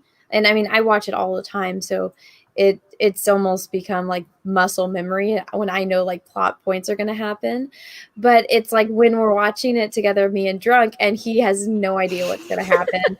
And so I'm just sitting there like, I love watching y'all watch Star Trek. It's always fun. Well, I'm glad because I try watching it back and I'm like, oh my God, why do people watch this? We're sitting there not saying anything, where I'm eating and crunching and munching. But it's like, Drunk will always say, he's like, okay, well, we have this many minutes left, so what's gonna happen? Like, what more can they do? Or like, and so with this, because we don't, know how many minutes are going to be in the episode for the next week, and then it's like, oh, there's only 28 minutes, what could possibly happen in this? And they do that. Like, I feel like more happened in this episode than happened in the longer episode in the first season. And so now we're going to go back and we're going to go get what is his name? That comedian, Bill Burr? Bill Burr, yeah. Yes, Bill Burr. And so it's like, okay, they're going there. So we're going to get a similar plot point. Like a team up. Yeah. I feel like they were following kind of a similar format to the previous season, actually. This season premiere was kind of like a revamping of the Mandalorian and his mission. So it's almost like a redo of his story. And his ship being torn apart the next episode, and it followed very similar themes. But these last two, especially with Ahsoka and this one, was a little harder for me to predict. I did not expect Boba Fett to show up, so that was a surprise. So I'm glad to be surprised. But yeah, I hope that they continue not, just ripping off what they already did. Yeah, it's gonna go on a loop, or they're trying to do the episode again, like the the heist. Yeah, I did like Timothy Oliphant though. He was good at that. It's gonna be interesting to see again. And sometimes I'm just like, are you just doing this because Bill Burr wants to come back? Like, is that why you're doing this? Because I feel like Mando should be able to do this on his own, but. I feel like they underutilized him in the last season. I was so excited to see him, but I was just so disappointed by that episode. That was one episode I just didn't connect with me. And I feel like if he might have written his own dialogue, it would have helped. He made some oddball jokes that just didn't seem. I mean, it's Bill Burr. Well, he doesn't seem like the kind of guy. Like, if he's making a joke, it's going to be funny. And I feel like a lot of it fell flat. Yes, it did. And I was, and he's hilarious, and he's very smart too, in his comedy. So I don't know, it's kind of dumbed down for me, and I wish he would have had more input in his dialogue. So I was glad that we're going to see him again, in the sense that, well, I hope that they utilize him better. Same thing with Ming-Na Wen. I was happy to see her again, and I'm glad that she'll be having a bigger part, hopefully, in these next two episodes, because she's cool. I've liked her in everything she's been in, and she's a good actress. Yeah, and I played an Imperial sniper, or Imperial agent sniper on SWTOR, so I always liked her character. Oh, there you go. I think it's going to be interesting to see Mando have to interact more with not only another Mandalorian, but then a character that kind of, not necessarily in the same profession, but in that same kind of world. And so seeing them all interact together, and like now his ship's gone, so he has to rely on Boba Fett, and the fact that they owe him a debt, and then what's going to happen once that debt gets settled? Is Boba Fett going to stay and mentor him in the ways of like Mandalore, and tell him that, hey, dude, you can take off your helmet, it's okay. That's interesting too. I didn't really have any expectations with this series when it was announced. A lot of people thought maybe it would just be like a bounty of the week kind of thing. I would have been fine with that too. I know, I would have been fine with that too. That's just like episodic. Yeah, so I was very like, it's been quite a ride following this show. But I do like the fact that they're focusing on the Mandalorian culture and expanding upon the conflicts within. That they've had civil wars for so long, that's actually steeped in legends, these differing opinions and ideologies within Mandalore culture. So that's been kind of interesting for me to see developed, and I hope that they continue to develop that further. That wasn't what I was expecting at all. Well, I didn't have any expectations, but I was surprised that they decided to go that route, to like really dig deep into Mandalorian culture. And so he was a bounty hunter to start, but the only reason he was doing that was for the good of the tribe and for the good of the foundlings. And so that added some more depth to it for me. So I appreciate that. And I'm very intrigued by what could happen as far as like Bo-Katan and Boba Fett now. And so it's very interesting, the road that they're going down, and these different ways of what is a Mandalorian. Yeah, I'm intrigued by that and going forward, but I just better not witness Boba Fett dying with my own two eyes. I'm serious. I cannot take it again. I don't think Jon Favreau would do that, because he's such a huge fan. This is what this whole series was based on, basically, was Boba Fett. So that's what I'm holding on to, but he better not die. I'm just saying. I'd rather see Mando die than Boba Fett. Dude, I'm with you. I don't like Mando at all. I would be completely fine if Mando died and Boba Fett just took over the show. That'd be fine. You could still call it The Mandalorian. I want him to be Mandalore. I don't know. That's an option. That would be nice. That would be an interesting curve of events to see. And then having to explain to people that haven't played the games or knows any of the EU and what that actually means to be Mandalore. Yeah, it's so different too, because there's always been like the Mandalorian Civil Wars. There's been like these different conflicts and how the pacifist conflict, like whether they should be neutral and stay out of affairs, whether they are this warrior race or whether they want peace. But that's kind of in conflict too. And whether or not foundlings are true Mandalorians, that's also an aspect of this too. It's such a deep realm, such a deep lore of the Mandalorians themselves that they can draw from, a deep well. And I hope that they can.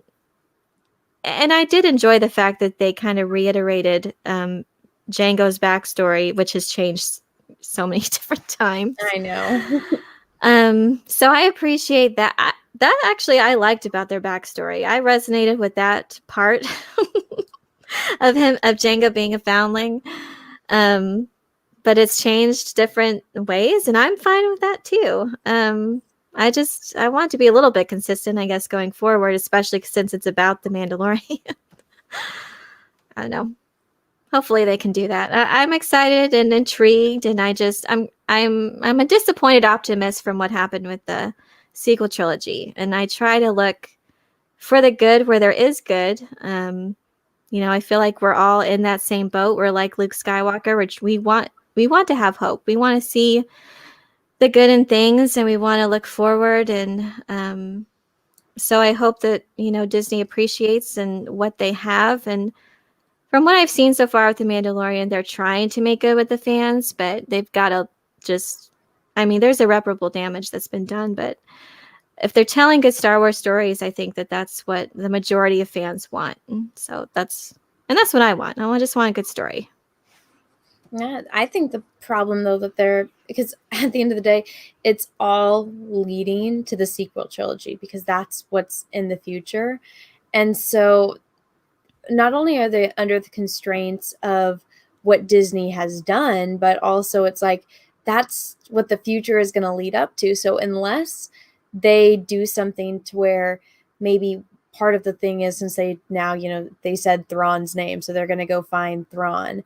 And if they go maybe and try to, my hopes would be, and what my idea would be to try to solve this problem of that, if I was the showrunner and that was looming in my character's future and the future of the galaxy, I'd say, fuck it.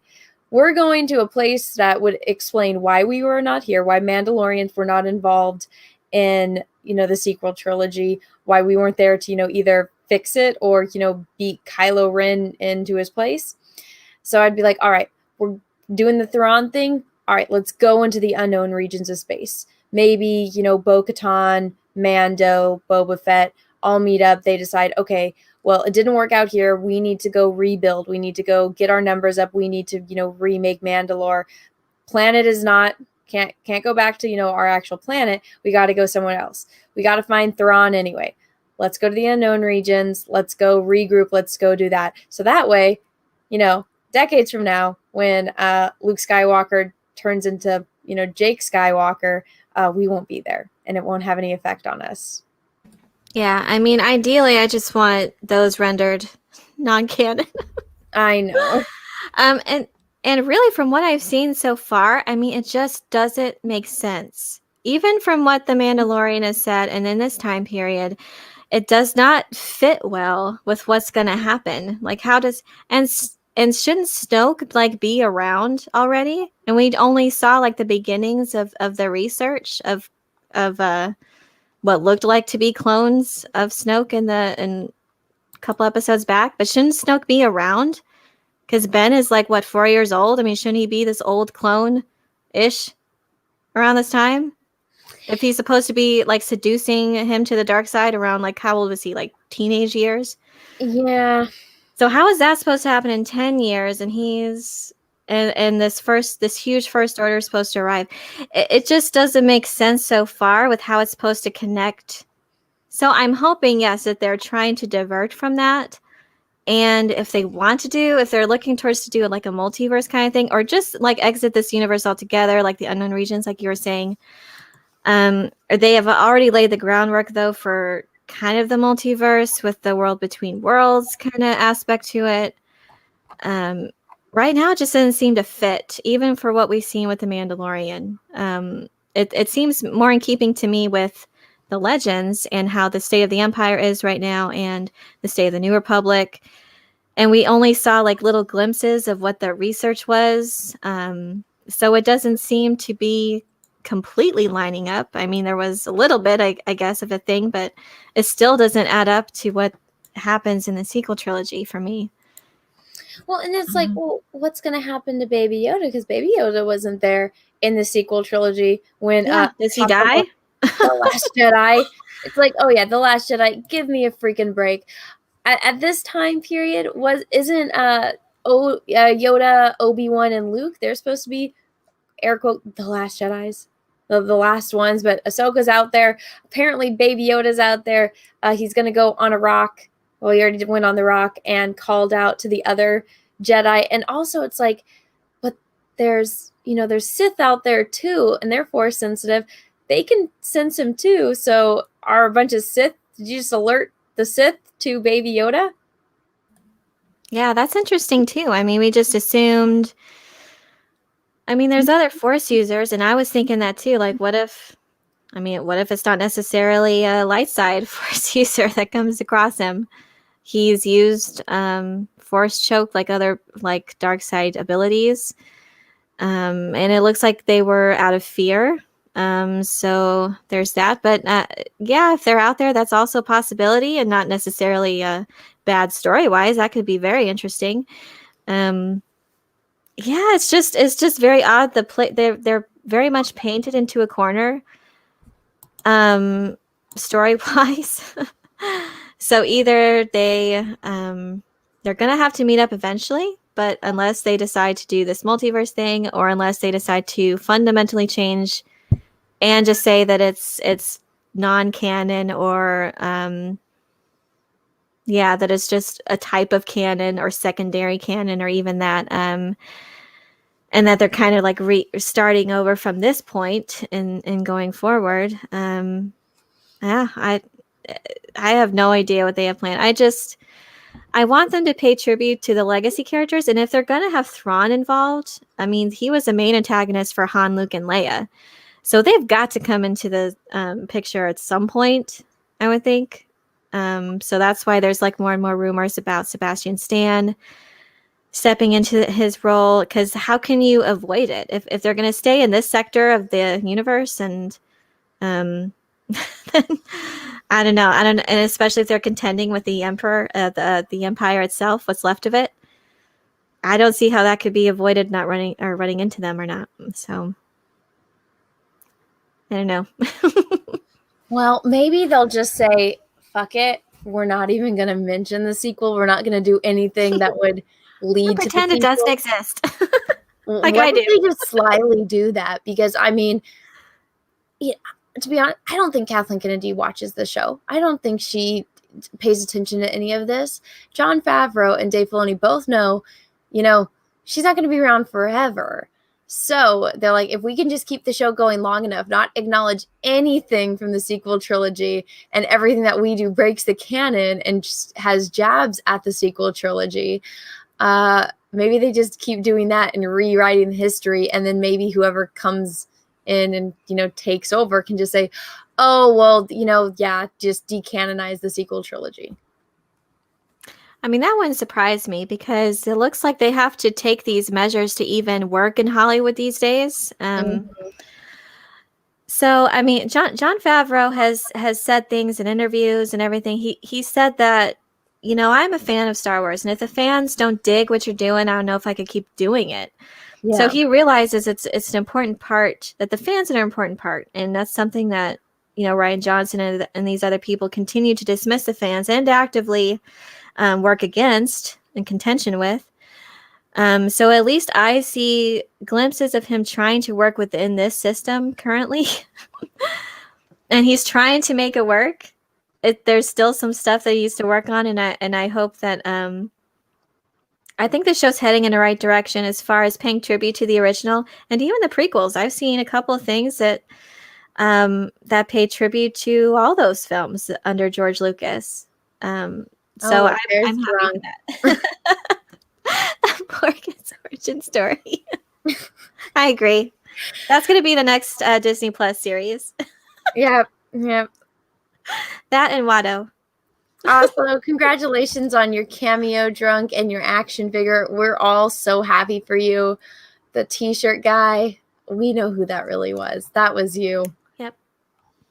He's gotten in with Gina. Yeah, he does. Yeah, he does. Also, I was just alerted, everyone. I guess in a few days, there's going to be a giving in honor of Gina Day. So it's a hashtag. But I will give more information on that when I find it out. But apparently there's going to be like a Gina fan day. Interesting. That's awesome. It's very interesting, too, that the actors in The Mandalorian have had such backlash with certain fans, like Rosario Dawson and Gina Carano and Bill Burr. But they're like have major parts in The Mandalorian. It's very interesting. Well, I feel like at this point, if you want to be a professional actor, you can't have social media. Because if you like... I wouldn't. Yeah, I know. I wouldn't either. If you say one thing out of place...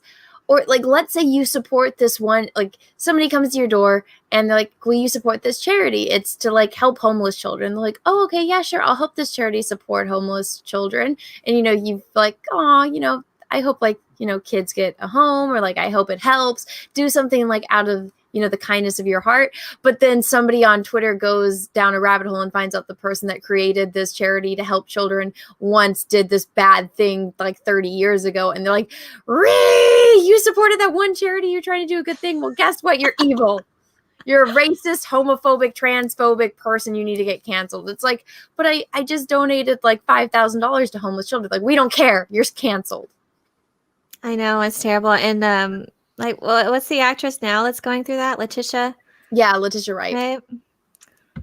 I know. It seemed harmless at the time.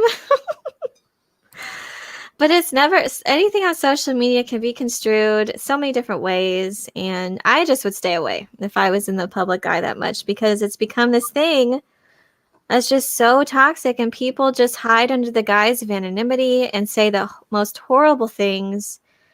And I know you've experienced that yourself, and it's just, it can be such a horrible environment. And what it's supposed to do is connect people. But if you're using it to say awful and terrible things, it's just for someone just saying an opinion, or for someone, that doesn't really hurt anything either. I don't know. It's sad what's become the state of just stating an opinion, and I don't know. I know it's sad for action. I would just stay away, because it's become such. I just use it for networking now and staying in touch, but it becomes a tough thing. I don't know, to be open that much to the world. Yeah. Well, it's just it's weird, because you would think like posting something and it wouldn't be controversial. You don't even think twice about it, and then you go back and you check Twitter, and then it's like World War fucking III, and it's like, what on earth just happened? Like, why is this world? Why are you guys all upset? And it's like, I couldn't even imagine the stuff that Gina Carano gets just when I was seeing the whole, fire Gina Carano. And it's like, she's just posting her opinion. I'm sure all these people trying to cancel her are posting their opinions every single day, and not all of them everyone else in the world is going to love. But it's just so bizarre. And you find now that the celebrities that everyone just loves are the ones that don't have social media. Yeah, that's true. Like Keanu Reeves, I think, is very private. Mm-hmm. I don't know. There's a lot of other celebrities too that just stay out of the of that circle. Ryan Gosling, I think, is another one. And we don't hear any controversies about it. It's just a mix of being that accessible and people hiding under anonymity and just, saying just whatever, no matter how hurtful it is. And I don't know. And for that to have any sway as far as like, I mean, it shouldn't have any sway. Like if someone, like there's calls to cancel Gina Carano and get her fired. Same thing for Rosario Dawson there was. Like just, it shouldn't have anything to do with their jobs. They didn't say anything that warranted that. But, well, and that's just my opinion too. But I don't know. I guess it kind of fit. Or Gina was just kind of trolling a little bit too, but She just laughed. She could take it. I think she can take it more. I think Gina's a very unique case because she knows for a fact that if any of these people, like none of them would have the balls to say what they say to her online to her face because they, for sure, they know and she knows that she could take them out instantly. Yeah. So she has a little bit more confidence in that area, but it's such a bizarre world we live in where they're like, oh, well, we want this thing. We've been saying, oh, yeah, we need more women and minorities and people of color and this, and that. And then they get them. But then the second that they do something that they don't like, it's like, they're the embodiment of all evil. And it's like, what's going to happen when, like, I feel like a lot of the people in the cast of Dune, aside from Timothy and Zendaya, are, older. So they probably don't have social media. And or if they do, it's like ran by their publicists.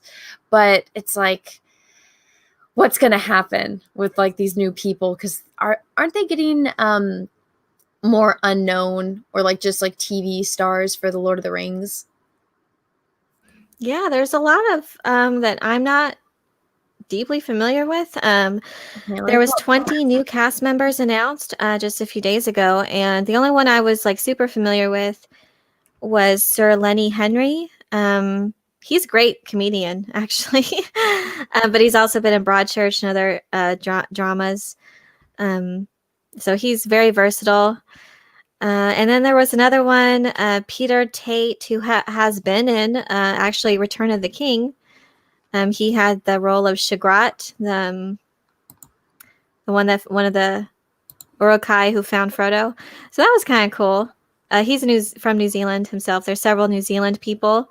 So that probably helped as well, have actors from New Zealand play certain roles. To be there on set, but it's like just like this main... the main people? Not really. You don't know who they are, I guess. Well, I see Joseph Mall is from Game of Thrones, I believe, and Robert Arameo. I think he's been in. Was he from Game of Thrones as well? I'm terrible with actors' names. I have to see people's pictures. Joseph Mall is supposed to be the main villain. He's currently rumored. He's currently known or listed as Orin, a character known as Orin, which is not a character in Tolkien's works. So it could be a code name.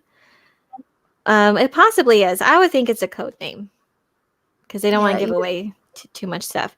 I don't think he's what is he? The pretty version of Sauron. What is his name? The fair version of Sauron. Let me look it up. I have such a bad memory when I For the actor, are you looking for? Anatar. I'm sorry. So Sauron did have a fair form in the Second Age, Anatar, and I'm not sure if they're gonna focus on that. But that was during the time of the Rings of Power were forged. So I'm not sure if Joseph Mall is Sauron, but they did say that he was the main villain. It could be like a completely different villain, and they're not even sticking with the strictly with the Silmarillion. It could be like an offshoot or something based on these stories, but they cannot change the events that happened in the Second Age. That's one of their stipulations. So everything that happened in the Second Age has been established by Tolkien happens. yeah, so what stories are going to focus, whether it will be part of these main storylines, like the rise and fall of Numenor, the creation of the Rings of Power. I don't know. There's a lot of stuff we don't know, but they did have a picture of the island of Numenor, which are ancestors of Aragorn. He's from that line. So it's Do you interesting. think Tom Bombadil is going to be in it? I don't think so. I don't know. No, I don't think he was around. Wasn't it the Third Age?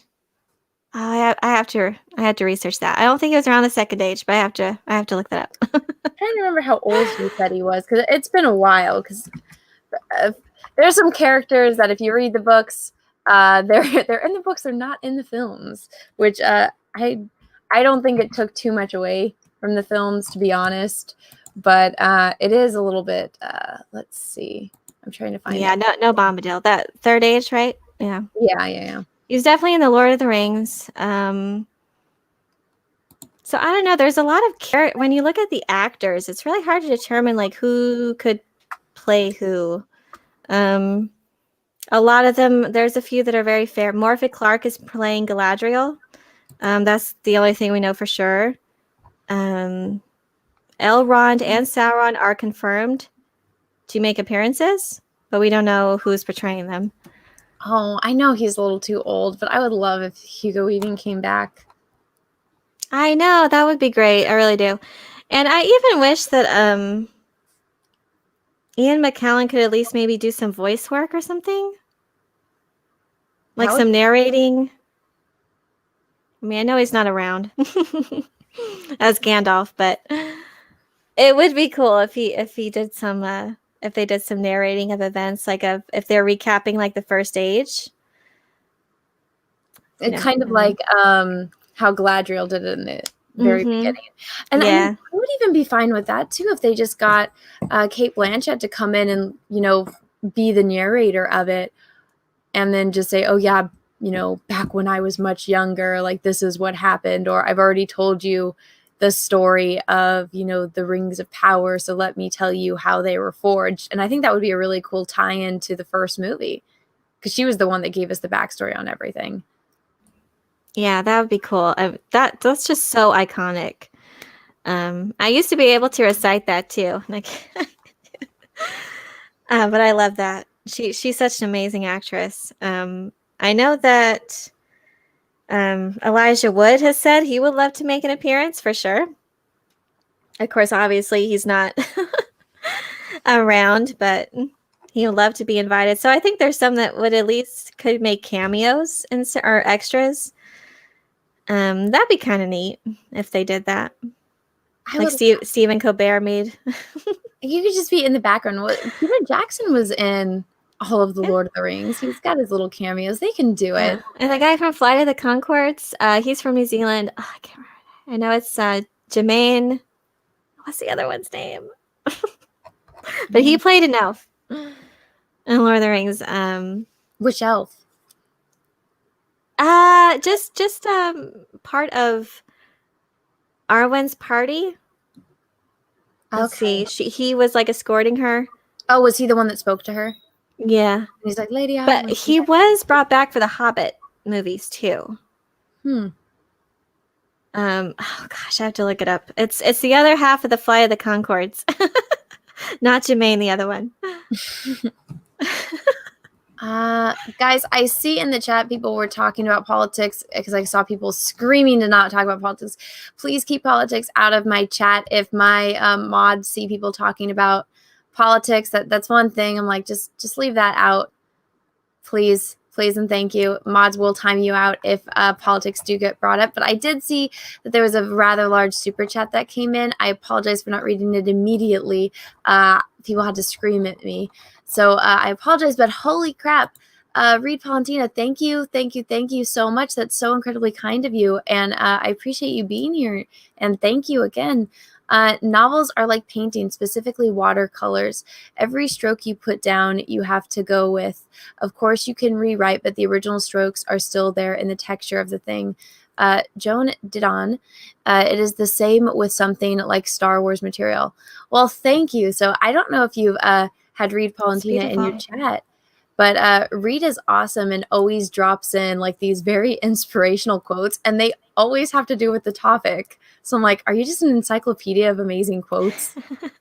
Yeah, that's beautiful. Well, For thank sure. you. Thank you. Thank you so much. I will leave this up here for a while so everyone else can read it and get some Thank you. life lessons from it. Thank you. That is very true.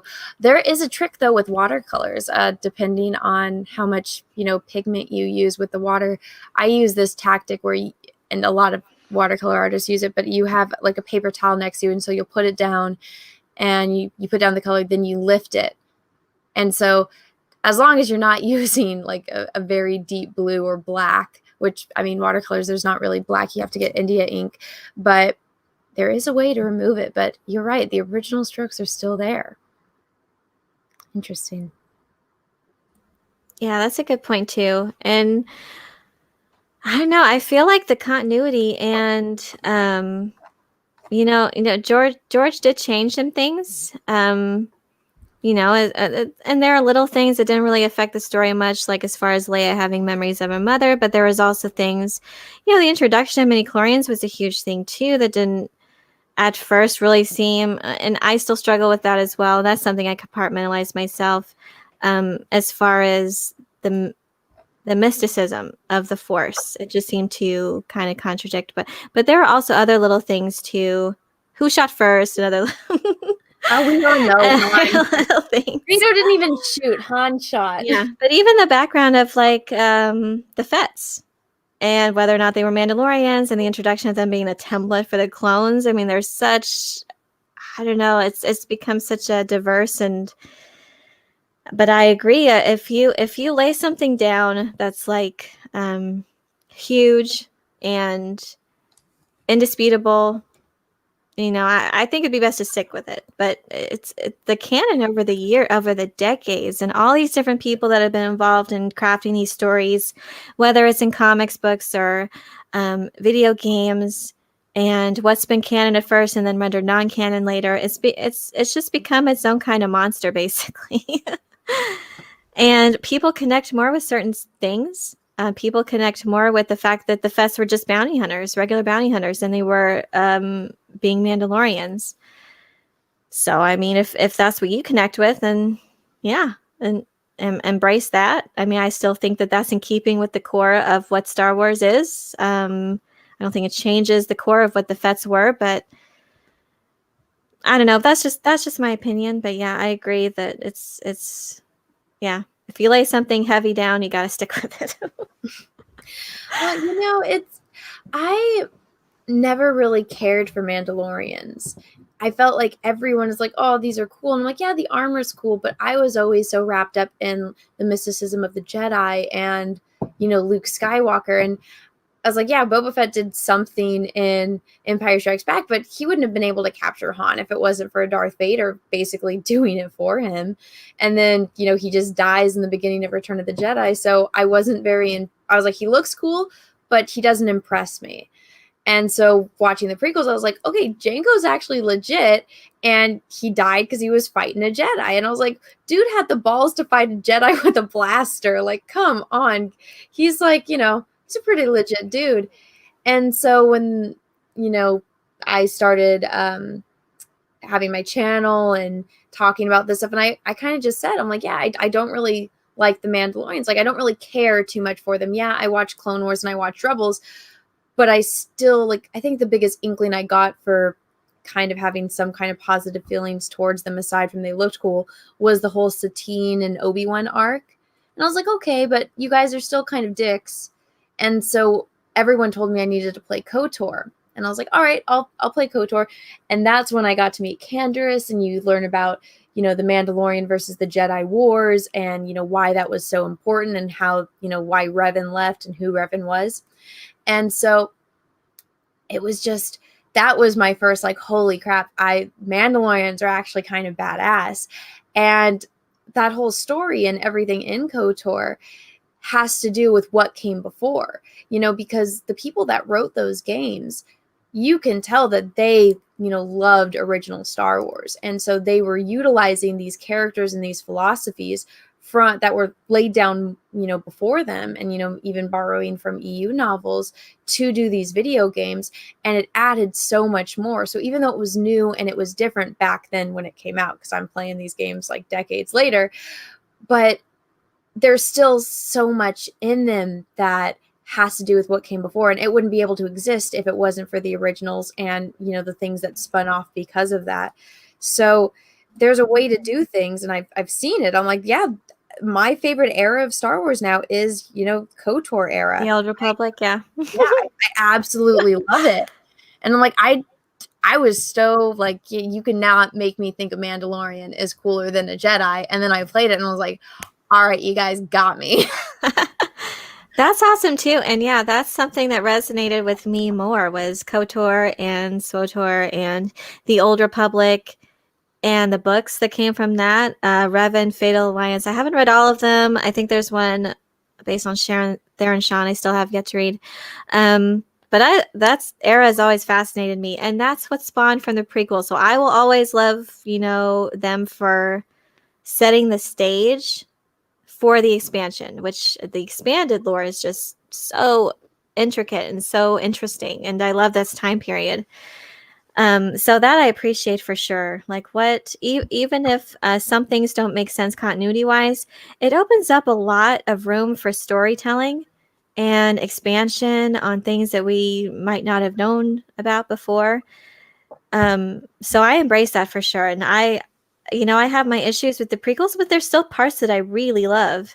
Jango Fett definitely was one of them, and Darth Maul was really cool. And Revenge of the Sith, I really the relationship between Obi-Wan and Anakin, that was always the best part, I think, for me of those. I didn't really believe the romance story between Anakin and Padme, but there are other reasons for that. Just the dialogue is really good. But the relationship between Obi-Wan and Anakin was what meant more, I think, and especially in what happens later in the original trilogy.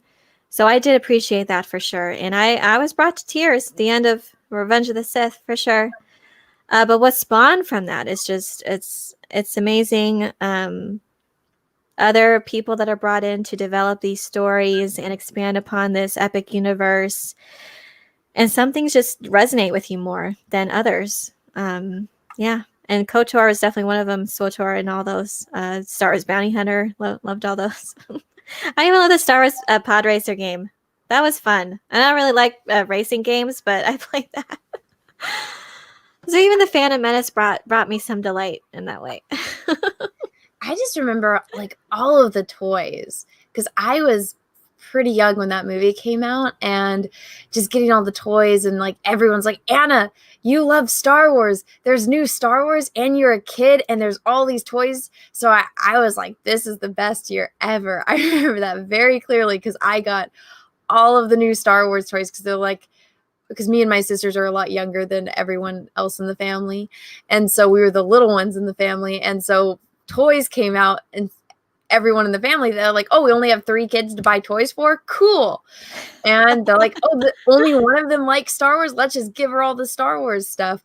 And so nice. I had the blow up Jar Jar chair. Like, of course, everything they got me was Jar Jar. Oh, yeah. And I'm like, yeah, okay, I got it. But I remember that I was like, he might not be the best character, but that chair was cool. I got that chair. But again, just to play off the quote again, it's like, yeah, none of that would have happened if it wasn't for what came before it. And although, yes, the I don't like sand is extremely painful, but I remember thinking like, that's a little weird. And then as an adult, it's like, okay, that's really weird. And then I'm like, yeah, that's really cringy, like as a teenager. And then going through a big portion of my life and going on dates, and I'm like, actually that was pretty romantic compared to some of the dates I've been on. I'm watching it now and I'm like, Not every guy is James Bond. Sometimes the I don't like sand thing is like freaking Shakespeare compared to some of the stuff guys have said on dates before. So I'm a little that's funny. forgiving on that. I think the line I actually had like more questions on when it was in Revenge of the Sith actually, and he's watching Padme brush her hair. Oh, that's so weird. And she's like, "Oh, you're so beautiful. It's because I'm so in love." No, it's because I'm so in love with you. I'm like, I don't get it. I know. You know what also bothered me? I'm like, her hair is curled. That's not natural curls. Also, Who's brushing their hair? Yeah. I'm like, why are you brushing out your curls? It's going to turn into a frizzy mess. It's like, I hated the whole like, oh, so love has blinded you. I'm like, what on earth is this? Who talks like that? No one. It's so bizarre. And I'm just like, ugh. But, George Lucas had help writing the screenplay, too. There were dialogue issues, as Sir Alec Guinness noted, and other actors. You just need someone to look at those lines and say that's, no one would say that in that situation. But still, I appreciate it. I do. I actually like the micro-series Clone Wars. I think that did a good job at, and the CG, too. Kind of made those moments more natural. I know. Again, it's like the other stuff that fleshes it out. Well, I remember they were advertising the next episode of the Clone Wars, and it's like, ooh, is Padme gonna die? And I'm just like, of course she's not gonna die. We know she's gonna be in the movie, and she's gonna die in the movie. She's not gonna die in this random episode of the Clone Wars where she drinks like poison. And just thinking it was the most bizarre marketing tool. Because I'm like, what kind of cliffhanger is that supposed to be? Of course she lives. It should be like, oh, is Padme going to achieve this mission? Or is Anakin going to have to come save her? It's like, okay, well, that one, I don't know the answer to. But is she going to die? Of course she's not going to die. Yeah, I mean, she's got to make those babies. Yeah, those babies, for whatever reason, she has a bigger stomach in the beginning of the movie than at the end, right before she pops out 2 full-size babies. Not tiny itty-bitty twin babies, 2 full-size giant babies. Oh, and that pregnancy robot. Ooba, what was it saying? Yeah. Ooba, ooba. But just I guess just yanks them out of her. That's supposed to soothe. That's supposed to soothe you. Even my mom was just like, her legs aren't wide enough. Her belly's not big enough. Her legs aren't wide enough. She was like contained in this I don't know what that even is, like a dog collar for your legs. I was just like, what on earth? I get it, they weren't trying to be graphic, but yeah, that's not what it's like. Sorry, everyone, getting too much into the nitty-gritty of this. But let me read a couple of super chats. I see people yelling at me, and Drunk is complaining, so of course I have to go find it. Sorry, Drunk. I got carried away with conversation. Let me go find them. Oh, yeah, Drunk, you did send a super chat. It has been a little while, so I apologize. Raging Rhino, thank you for the super chat. Don't read a lethal super chat. Say hi to Nerd Cookies for me. Well, Raging Rhino says hello. Oh, thanks, Raging. Tamarius East, thank you for the super chat. I was just kidding with my Rihanna super chat. I know. It's okay. Anna, so far, how is the season comparing to last season? Thoughts on Bo-Katan and Cara episodes? I hated the first season. Like it's painful to watch. Like it, when there's something that's like, okay, this isn't the worst thing on TV, so I can like sit down and watch it because there's nothing else on. If this was the only thing on TV, I'd turn off the TV. Like I wouldn't even sit there and watch it. Once was enough. And I loved the Bo-Katan episode, and I did like the Apollo Creed directed episode. And I think also I am a little bit biased because I do really like Gina Carano in real life. So every time she is able to be on screen, I do enjoy it. And I'm always pleasantly surprised because I wouldn't necessarily think that somebody that went into a professional, athletic career could make that transition into an acting career. So I've been pleasantly surprised that her abilities are, proving to be good. What do you think? That's cool. Actually, I have been impressed by the fact that they've been casting ones from that background of actual fighting. You see, and Sasha Banks as well was in this in that Bo-Katan episode. So that was kind of cool. She had that. She did very well. I loved her hair.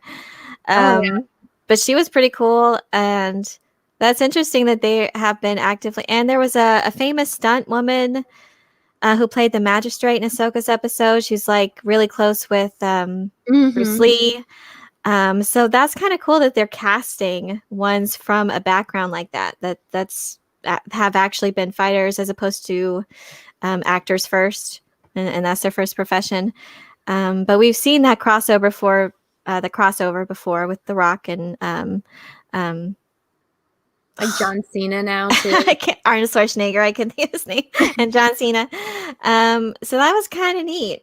And it's done in such a good way to where it's not made a huge deal of. And I think that's why people really like it. It makes sense for these characters that they're portraying to have that, that fighter background and that physique. So that's cool. And they don't make such a huge deal out of it either. It's not, it just is what it is. And that's why I really like it. Yeah. They're strong characters. They're strong already, but they don't make entire like narratives based around that. It's just, they are what they are, and they're good actors too. Yeah, I feel like they have this other, it's like this presence, or because I would say like an air of confidence, but it's not even that. It's like they hold themselves differently. And I feel like sometimes when you get like somebody that's trained as a professional actor, I don't know, they get this big head on their shoulders, like this is what this is. And then somebody that has that, other background, they come in and it kind of seems a little bit more natural. Like they're just people. And yeah, they're saying lines, they're putting on a costume, but they're more real in a way. I don't know how else to describe it. It's a little bit more of an organic performance as compared to something that kind of feels forced.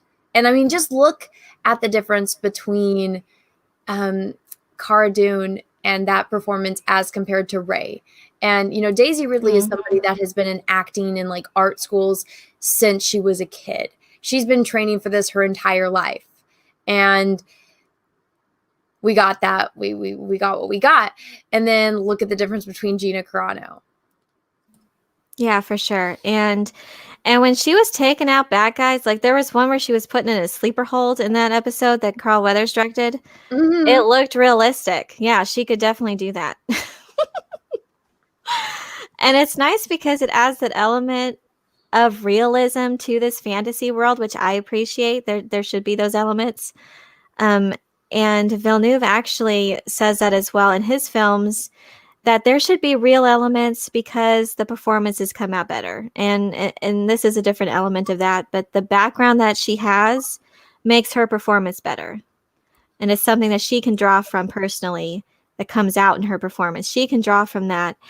And it just gives the actors something they can work with. So whether it's their background or it's whatever sets that you build around them, it's either to build a believable performance. So I've appreciated the fact that they're using real sets or at least, I don't know, that they're using this different technology with The Mandalorian, which is very interesting. But it's so the actors can interact with these real elements, but also as far as these background that these actresses have, their fighter background and these athletic background, it comes across as real in their performance. And I appreciate that. It really does help for us to believe it. Yep. Couldn't have said it better myself. And then, yeah, Spike and Mischief, it's called Acting Confident Compared to Real Confidence. That is also very much apparent as well. And I mean, it's just, you got to have some real live balls to go on in a movie for hours and just scream, Rey, Rey, and then, still walk with your shoulders back and your head up in real life after doing that. But I mean, that's one thing. Like John Boyega, he had the charisma. He's a great actor. Yeah. I've seen him in other things. Yeah, it's a waste. It really is. But so then you put that as compared to, you know, in the nicest way possible, a do what you're told by the book kind of stone performance that you got from Daisy, really. And, you know, there's some, I'm not saying that she's, you know, a definitive, you know, bad actress. There's some actors that they need to work with the right director to bring a performance out of them. And I think she's not there yet. As much as I don't like Adam Driver, he is good at what he does some of the time. And she wasn't on par with John Boyega or, you know, Adam Driver or a majority of the cast that she was up against. And so I think that hindered them as compared to, you know, you just like Cara Dune, that she's not the leader of this show. She's just, you know, a character that's in every other episode, and she holds her ground. You know, you're wondering, okay, she can hold her own against Mando, against, you know, these other characters. You're not worried about her, and you're not, you know, her performance isn't standing out like a sore thumb because she's on par with all these other people that have been actors and have trained, you know, their entire life, and she hasn't. Yeah, and you know, she actually probably has the most I don't know, she has the most complicated history, I would think, because of her background.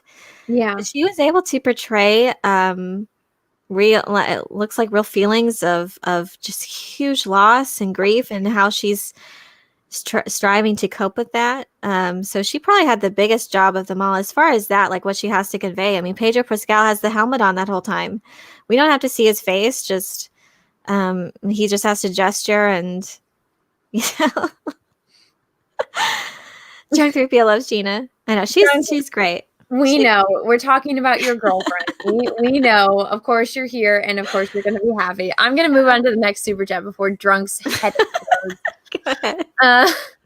Ted Borgen, thank you for the super chat. Anna, Luke won't be in this, and if he is, I owe you a $20 super chat. No. You owe Nerd Cookies a $20 super chat. Cecil is more likely to be a Jedi than Luke is in the show. Again, I don't know. Well, who? There's only so many possibilities. There's Cal Kestis, there's Ezra Bridger, and there's Luke. And unless Ahsoka changes her mind, but I don't know. Some people are saying Samuel L. Jackson.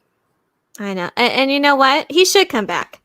If Palpatine has returned, if Darth Maul has returned, that it's not that outlandish. What if they do that, actually? What if my theory is right and a Sith fills his presence, so Darth Maul shows up out of the blue to train Baby Yoda? I mean, there's other Force users out there. It's just, and some not necessarily affiliated with either Sith or Jedi. So, I mean, even Ahsoka herself is kind of this rogue warrior. There could be a similar situation that uses the dark side as well. I don't know. I hope it would be interesting if he at least made a cameo. And I only say that because even if it's not in this series, if there's going to be a spinoff with Thrawn, I mean, he has such a huge part in events of this time period. So I just cannot see them not interacting in some way with Han, Luke, and Leia, with Thrawn at some point. So that's the only reason why I think in any sort of capacity, whether it's like if they want to focus on that or just keep to the outer reaches of these huge events. But if it's going to be Thrawn and there's going to be Ahsoka in there, I just don't know how they can avoid it. I don't know. I just like, where are they going to be? What are they going to do to keep them out of the situation? Well, we will see. I have a feeling everything that I speculate, it either gets absolutely destroyed and I'm sorely disappointed, or they do something completely out of left field that I wasn't expecting. So we will see. But people are saying Mace Windu survived and it'll be Force Ghost Qui-Gon. You know, I don't know about you. I'm a huge Quentin Tarantino fan. I would love a spin-off movie or a spin-off show that Quentin Tarantino directs, and I would be fine with Samuel L. Jackson with robot hands and him and Quentin working in the Star Wars universe together. That would be awesome, and I would be fine with a rated R Star Wars. Well, I don't know about that part, but I do say that as far as the rated R. Oh, it's Quentin. There's going to be the N-word and blood. I know, but as far, I mean, he just had lost his hand and fell out of a window, and we've seen people come back from worse. So now that we've seen that, we've seen Darth Maul, we've seen Palpatine, and we've seen Fennec Shand. I'm sure there's been others. Now I can't think of it at the top of my head, but you know, if Palpatine survived, especially out of being like thrown down a shaft and blown into a billion pieces, and if he survived, I think Mace Windu definitely should come back because it just doesn't make any more sense. Like how does he not live and these other people survive? It's just they've made it so unrealistic for You know what happened is he fell, and then there was these Jedi there that were going to get killed by the clone troopers, and so he gave a kiss of gratitude to the person that saw him there, and then gave them his life force. So there you go. Or it's like a Fifth Element situation. He just fell in a passing speeder. There you go. That would be funny. That would be a nice little curveball. I mean, that situation actually makes the most sense for someone to survive. I just could not believe. Well, first I couldn't believe that Darth Maul survived after being cut in half and fallen down a shaft for like an incredibly long shaft. What's with everyone falling to their death too? It's traumatic. That's why. Exactly, script. Yeah. Yeah, no way Mace is letting himself get killed by being thrown out a window. He'll be back. Is he doing a Nick Fury show also? Is that confirmed? I don't know. I don't know, because if he's doing both, I don't know if that's a thing. If he's doing one, I don't know if he could do another. Let me see the next one. Crazy Cat Guy, thank you for the super chat. My geek friends and I have been discussing who will be the Jedi responding to Baby Yoda's beacon. Several have proposed it will be Quillen Voss. It will be who? Oh, what? Quillen Voss. I'm going to pull up a picture for everyone. I think I'm still sharing my screen. No, it's going to be Yaddle. Yeah, yeah, I was like, you know what? Don't even try to tell me that. I have his action figure. I could go dig it out. But so I remember seeing this where people are thinking that, this whole thing that he's there, he's still alive.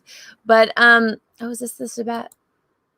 Who is that? That's not Sebastian Stan. Now we're going down the rabbit hole. So is this dude, but it's like, okay, Baby Yoda was at the Jedi Temple where just a male and a female, one of the rarest species in Star Wars, just happened to be. Give me a break. I know where that baby came from. I'm not buying this stuff. It does make the most sense that was their offspring, but I don't know, because it's odd too that because even George Lucas himself seemed to render her out of the canon because he wanted there to be more mystery again. So he kind of phased her out in a kind of subtle way. Attack of the Clones, right? No, she wasn't there anymore. She was let's see. She was actually phased out of the Phantom Menace. She was there, and I didn't even know this until just recently. She sat on the council, but that has in another edition she was replaced. But she did, in fact, sit on the council in the Phantom Menace at one point, but then was replaced again in another edition. So that's so odd. And I guess to add more mystery, again, George Lucas was very set on not revealing anything about the species, not even the name. So we literally have nothing to go on as far as the development and where this child came from. It could I don't know. If he did phase out Yaddle, then I'm not completely sure if it was their child. Well, that conceived it.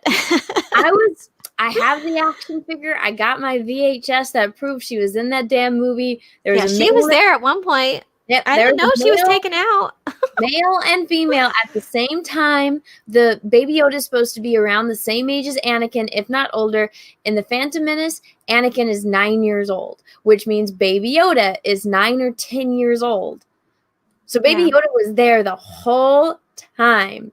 And Yaddle was there. So even if they killed her after that, I'm just saying. It's like they're pretending she didn't exist, because they even phased her out of the council in the other edition. And Ahsoka kind of said that there was only one of the species that she knew, so that kind of reiterated that. But we still have seen her in other things that I'm not sure is still canon. Technically, I have to look into that. But she wasn't in very much. Yeah, well, she was there. It was in a movie. I saw it. It's canon. I have the action figure to prove that it. image is burned into my brain. That was a very scary looking puppet. Even Yoda is kind of scary looking, and it's like, what on earth? And it was the first original puppet, yeah. And Yaddle was supposed to be that was another version of the puppet. It was supposed to be a young Yoda, but they repurposed it. It looks so derpy. I remember, like, what? Yeah, it's derpy. Is this alien on? Yeah, I have no idea. I hope that we'll actually get to know more about his backstory over these 50 years. That would be nice to know. Hopefully we'll get to know more of it in these next 2 episodes. I'm very curious, and hopefully it's not stupid.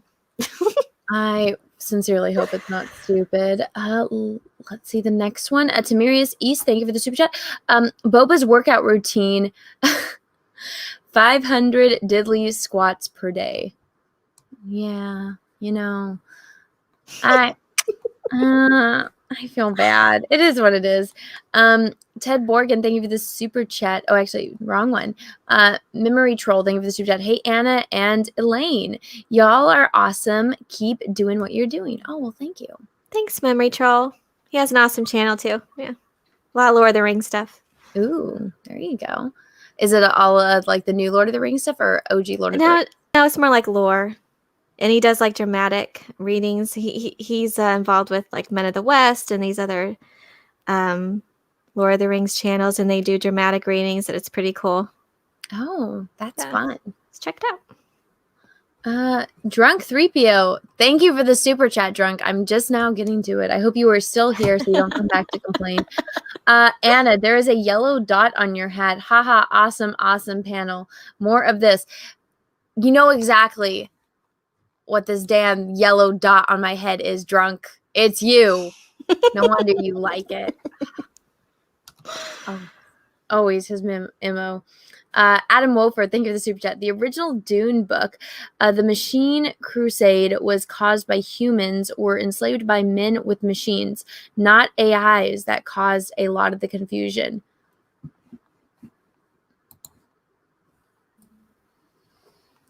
Yeah, I have to read that. So it was what? Okay, let's read it again. Machines. Yeah, they banned machines. Oh, he was saying artificial as opposed to artificial. Yeah, they're saying artificial. This was actually a big argument that they brought in. I feel like Star Trek Picard, and I was like, oh my god, it's completely different. It works in Dune, it doesn't work in Star Trek. But I think that's might be where the super chat is coming from. In the original Dune book, the Machine Crusade was caused by humans were enslaved by men with machines, not AIs, that caused a lot of confusion. Oh, okay, yeah, men that had machines, and they used those to enslave them. Okay, as opposed to just Okay, I'm sorry. As compared to what they did in Star Trek Picard, it's worded a little bit weird, but I think that was to fit in the parameters of how much you can type for a super chat. They tried to use that whole thing. We're like, oh, they did it in Dune. And it's like, again, that's not what happened in Dune, because the people working on Star Trek have never seen Star Trek, and I guarantee you have never read Dune. So they went on like Spark Notes or Wikipedia, and they're missing out, man. And that's what makes his universe so unique. Is because it's set in this time, like so far removed from those events that they banned machines, and then 10,000 years later, this is where the events of Dune take place, where all that technology is banned and humans have had to advance in other ways. So it's very unique, and people keep trying to rip that off. in other ways. I don't know, but I appreciate their inspiration. I mean, yeah, this is an excellent novel for sure, but it's definitely unique in its own way, and it did it first. Yes, it did. Ted Morgan, thank you for 2 super chats in a row. And here's a few dollars for tolerating me being a total ass on many Jack shows. I'm pretty dumb if that's compromise. Happy holidays, kid. Oh, well, thank you. I don't remember what happened or what you did that was mean, but thank you. I appreciate it. You are forgiven. Unless I go back and find out you were a total dick, then thank you anyways for apologizing. And then your next super chat is Sebastian Stan should be Luke. Nerd cookies. Yeah. I agree too, because he's a great actor. He looks so much like him and the age is right. Yep. And I just don't want that digital CG technology. I don't want it's not gonna look good. And I don't want that. It hasn't turned out well in the past. Rogue One, a young Leia, it's still very uncanny, and it doesn't. I wish they would have just shown her backside and just left it at that. I know. Yeah, it doesn't look natural. Her in like the, and then it kind of blurred, but you can see that she's there. Like yeah, we know who it is. Yeah, yeah. They said like A New Hope, like how many times in that movie? We know. What if they did the World Between Worlds and they got Mark Hamill, and so they rescue Mark Hamill, right? Like, before he dies and whatnot. And so he can come back and be, in this time period and prevent everything from happening. But he's an old man. Yeah. And so he can't run into his young self, but he has to stop everything else from happening. Yeah. Or if Ezra can communicate with Luke and warn him that that Palpatine is returning and he can prevent it, then there you go. he tells him about his plans. There you go. I don't know. None of those events happened. Just undo it all. Undo it. Yeah. DK's Meriden, thank you, Super Chat. LOL, Twitter needs to be nuked from orbit. It does, but then that's how I communicate with everyone. It is. Yeah, I know. It serves a purpose. I know. It's just like driving a car. It can be used for good and for bad. And a lot of people like to drive their cars off of roads or into houses. But sometimes people drive their cars to go hang out with their friends. So, yeah. Yes, it's a necessary evil as of now. The Juggernaut, thank you for the super chat. Much love, Anna and Elaine. Nerd Cookies is the encyclopedia of knowledge. I'm glad you brought her on. Oh, thank you. That's very sweet. And thank you for the super chat. Yes, it's been a pleasure having her on. I don't know if you know this, but I am a very antisocial person. And so I just don't talk to people.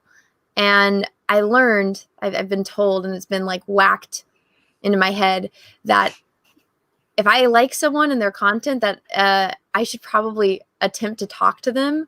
And which it's a little bit weird online as compared to in person, because you can just go up and talk to someone, which again, even in person, I'm a little very socially awkward. So I was like, all right, I got to get out of my comfort zone and start talking to, other content creators. And I've learned that it's actually worked out pretty well, and that's how you make friends. And I'm an adult learning this and having to break out of my shell. So I asked Drunk before, I was like, is Nerd Cookies nice? Do you think Nerd Cookies will come on my channel if I ask her? And he's like, Anna, just go ask her. And I was like, okay, I will. Oh, that's so sweet. It's been a pleasure having you on. So thank you for coming on and being on my Cookie channel.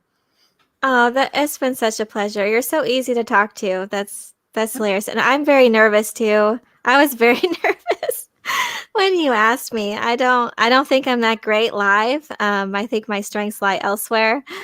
But it's been really fun talking with you, and the chat has just been amazing and blowing up. So I'm so happy to honored to be here, and you're great and really fun to talk to. Oh, well, thank you. Yeah, it took me a long time to get in the right, or to figure out how to do like a live stream and how to talk and not sound like this babbling buffoon. And if you go back and watch my first couple of live streams, it's so cringy and painful. And so it's one of those things that once you keep doing it, you kind of get the hang of it and the rhythm. And it's always kind of, off the first time you stream with a new person if you don't know them, and, like trying not to talk over one another. And as you do it more, then it's like, okay, like when me and Drunk do it, I know when he's going to talk and he knows when I'm going to talk, and I kind of can feel when he's done and when to, speak. And so it's not everyone talking over each other the whole time. And so it definitely takes time and like learning. But I mean, I didn't know that you weren't used to doing live streams. You seem like a natural at it. Oh, well, it's definitely taken some time, and yeah, I don't know. It's just nerve-wracking. And I especially think too when you're hosting is a different animal. But I've been doing that more lately. I've been having the Mandalorian breakdown every Sunday, and I think that's kind of getting me more used to it. What time is that on your channel? It's 5 p.m. Central. Yeah, Sundays. Every Sunday? Mm-hmm. Yeah, until the episode's over. I might do more. I'm going to do more live streams down the future, and those times might change. But as far as the official episode breakdown, it's usually Sunday after the episode has premiered, 5 Central. Yeah, if you want, come check it out. It's it's been good. I actually it has been easier. And less nerve-wracking each time. So yeah. But being a guest is just a blast. I've been honored to be on several channels. And I don't get it why people ask me on. But yeah, I'm just so honored and thankful. And everyone in the chat has been so sweet. And I see y'all commenting, and thank you so much for your kind words. And I'm just so happy that y'all appreciate the content, and I'm glad to be here talking Star Wars. It's been so much fun. I know. Originally, I was like, oh yeah, I'll bring her on, we'll talk Dune. And then it's devolved into like Star Wars, Mando, some Dune, and a tiny tidbit of Lord of the Rings. Yeah, that's awesome. That's nerdy stuff. That's normal for me. They're saying to go on Mauler's stream next. Do you got 10 hours to spare? No, I don't know. If you guys want her on Mauler's on EFAP, you just got to ask Mauler. Just let him know that is somebody that you'd be interested in having him on EFAP. That's actually how I've met a lot of people that do YouTube. Is that because I mean I'm always either working or making videos or sleeping, and so like I found the Fandom Menace because somebody left a comment on one of my videos saying, hey, I think you would really like Geeks and Gamers and you should go talk to this guy named Jeremy. And I was like, I've never heard of this channel. Let me go look it up. Okay, cool. They seem cool. I'll reach out. And then, they're like, you should talk to Jessie from Mindless Entertainment. I was like, okay, I'll look her up and do that. So if you guys, leave comments or, comment during chats and just let, content creators know that you want them to collab with other content creators, we all see that, and we can make that happen. Oh yeah, they're all saying that you should go on EFAP. Do you watch EFAP? EFAP. What is that again? That's Mauler's show. It's called Every Cause. Yeah, I think I've checked it out. Yeah, I know. It's okay. It's like I'm so disjointed. I'm trying to get in all these different things too. I'm a fan of a lot of different channels and and Red Letter Media and all those things. Yeah, I will check that out for sure. EFAP for sure. EFAP is a show. It usually happens on Saturday, and so they kind of watch. They watch other people's videos and then they provide commentary about it, and it's usually not the best videos or like argumentative type of videos, and so they give their 2 cents on it. But yes, EFAP is a huge investment of time, but once you get into it, it is great. Yeah. So someone says like sketch therapy. It's like Red Letter Media, but 5 hours long.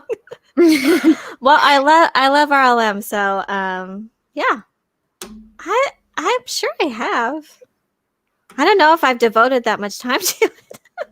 It's one of those things that you could pop in for like 20 minutes of their live stream, come back in an hour, and they'll still be talking about the same thing, but it's glorious and there's all this lore They have animated stuff. It's great. It's only about 12 hours long. Okay, yeah, it does get hostile on the debate episodes, but that's about it. I have been on it, I think, 3 times, and I'm known as like one of the quiet guests because I don't talk very much on it. But that's just because I really admire Mahler and Rags and their takes on things. So I'm more interested in what they have to say on things. And then there's also times when I'm like, it's not my cup of tea, the topic that I'm there for, but I was asked to be on, so I am there. I am present. But it's very interesting some of the time. Or I should say majority of the time. There are other streams that I'm like, oh my God, it's the most painful thing to get through. Like if you ever watch the time they have Major Leon to talk about The Last Jedi and why he loves it, it's going to be like the most painful 6 hours of your life. I will definitely check that out then. Yay. Let me get into the next super chat. Script Doctor, thank you for the super chat. What's up, dude? You two talking about Padme giving birth in a lady tent totally earned the super chat. That was hysterical. Well, thank you. It was weird. I don't know. It didn't make sense. I'm just like, was there no... That was one time that I'm like, you know what? Was there not a woman on set to explain that her legs need to be much wider? Her belly needs to be twice the size that it is for one baby, not just, two twins. Yeah, there's a lot of stuff in there. Just it's like, and also I'm like, but she dies after having her babies, but I'm like, there's something else that comes out after you have the babies that's like painful too. And I'm like, but at this point, George hadn't had a biological child. He'd only had all of his children up to that point were adopted. So I'm like, I don't think he knew or he had ever been there. But I'm like, did nobody know that, and nobody want to say anything? No, nobody had kids. Nobody knew. Nobody saw. I don't know. Well, I mean, in the original novelization, it just really didn't mesh well with what was said in the original trilogy either. Like Leia had memories of her, but the novelization, I think, had her. They had the babies, and she took Leia with her, and she was at least 4 years old when she died. I don't know. That was a little different, but Oh my God. Totally off topic. My boyfriend just sent me a picture. So he looks just like Keanu Reeves in John Wick, except younger. And so he sent me this picture of this new shirt that he got, even though he's sitting in the next room. It's a picture of him wearing a Keanu Reeves as Jesus holding Baby Yoda with Jack Daniels. oh my God. You're such a dork, Peaches. Oh my God. That's Peaches. That's awesome. So many things going on. Let's see. Wolfsbane, thank you for the super chat. Can we bring Drudge back? Perfect villain, in my opinion. So that is, for those that you don't know, that is it's like a bounty hunter character that was in the animated show. Yeah, wasn't he? Let's see. He was an alien, right? He's like a robot. Oh, he's a robot. Oh, I'm thinking of another one then. What am I thinking of? I think you're thinking of Bane, of Cad Bane. Oh, yeah. I'm sorry. Yeah, that's what I was. There's so many. I know. It's like bounty hunters. Like, which one? Take your pick. They're all there. I'm gonna let you. I'm sorry about this, but they don't know who that is. Who? Unfortunately, the people that are making Star Wars, you're gonna name off Star Wars characters. They don't know who they are. Who? The other one or Cad? Well, Cad Bane was in Clone Wars at least. Wait, were they both were in Clone Wars? The 2D, not 3D. Oh, Cad Bane was 3D. Oh, I love the micro series myself. I was very disappointed when I didn't get used to that CG animation for a long time. And then I don't know. That took me a while to get into. It got better. But I'm a fan of hand-drawn animation. I'm like a huge fan. And I love the Studio Ghibli movies too. And it's a dying art. It really is, and it's so sad, but they're gonna go for what they think is cheaper and what they think is better as compared to doing these, like, you know, these actual works of art as compared to just plugging something into a computer. But Yeah. personally, I hated the animation style for the 2D one, so Mhm. it just makes me so uncomfortable. I can't look at it. So I've listened to a few episodes. I haven't watched it because I can't look at that damn thing. At the micro series, right? Is that Yeah. Yeah. I loved Padme looked great. All the other characters, like, what the hell is wrong with them? But it's very stylized. There's some styles that I Yeah. personally can't get behind. Yeah, that's what I liked about it. I think Gendy Tartakovsky was behind that, and I loved all of his work, Samurai Jack especially too. And that was just its own distinct style. See, with animation like that, it can be distinct, but with the CG, it all kind of looks the same to me. I don't know. I think that's That's the difference between, like, actual art styles and then just a different, model on a computer. But I mean, see, I wasn't bothered by Samurai Jack. I really like Samurai Jack. I remember when the first episode airing and watching Samurai Jack when it premiered on TV. And oh my God, I feel so old now. But yeah, but just with the Star Wars, like, at that point, I was so used to it being, movies. And so when they came out with that, I'm like, I hate this art style. And knowing, what Samurai Jack looked like, and then them making Anakin look the way he did, and even, Mace Windu, I was like, what the hell is wrong with them? But that's just me. I just can't get past it. The 3D, I didn't watch until it had already, gone through a majority of the show and the run, but I did like the action figures. And I think one of the reasons why they did it the way that they did it was because they could just send the 3D models off to the toy companies and then they just turn those into toys. So the action figures for the Clone Wars 3D TV show are so spot on accurate, and they're very good quality. Yeah, I think so too. It was easier for them to develop each episode because they already had those models made. So I think that was another factor in just, continuing to create the episodes at a reasonable pace and to get them out, and I'm fine with that. It definitely has improved over time. At the time, it was just kind of jarring for me, and I was always a fan of just that hand-drawn animation to begin with, and I was getting into drawing myself at that time too, so that's probably why. Because I was drawing a lot of those myself, a lot of those designs. Did you draw your avatar? Actually, no. I went to Fiverr for that. I've commissioned a few things from there, and yeah, they did a really good job. I sent them a picture of myself, and and I told them the style and what I kind of stuff that I wanted, and I don't have time anymore. I wish I did have more time to draw and be creative like that. I don't really have time. I wish I did. I really did enjoy that as when I was younger, drawing, and occasionally I will. I don't have that much time anymore. Unfortunately. Hopefully in the future you will, hopefully. If it's something that you enjoy and love. I always hope that for people. I'm at the point where I'm like, I need a break from freaking drawing because I do it all day. You're so talented, though. I love seeing your work, especially Drunk 3PO's book. That's been really fun to see developing, or to see you developing that. So that's really cool. Oh, thank you. Yeah, me and him need to do another drawing stream. I think we have like 8 more pictures to do. So he wants that book done. Drunk, are you listening? Wednesday. Sound good? Okay. Are you still in here? I saw you before. I know you were lingering. You might be lurking. He's lurking.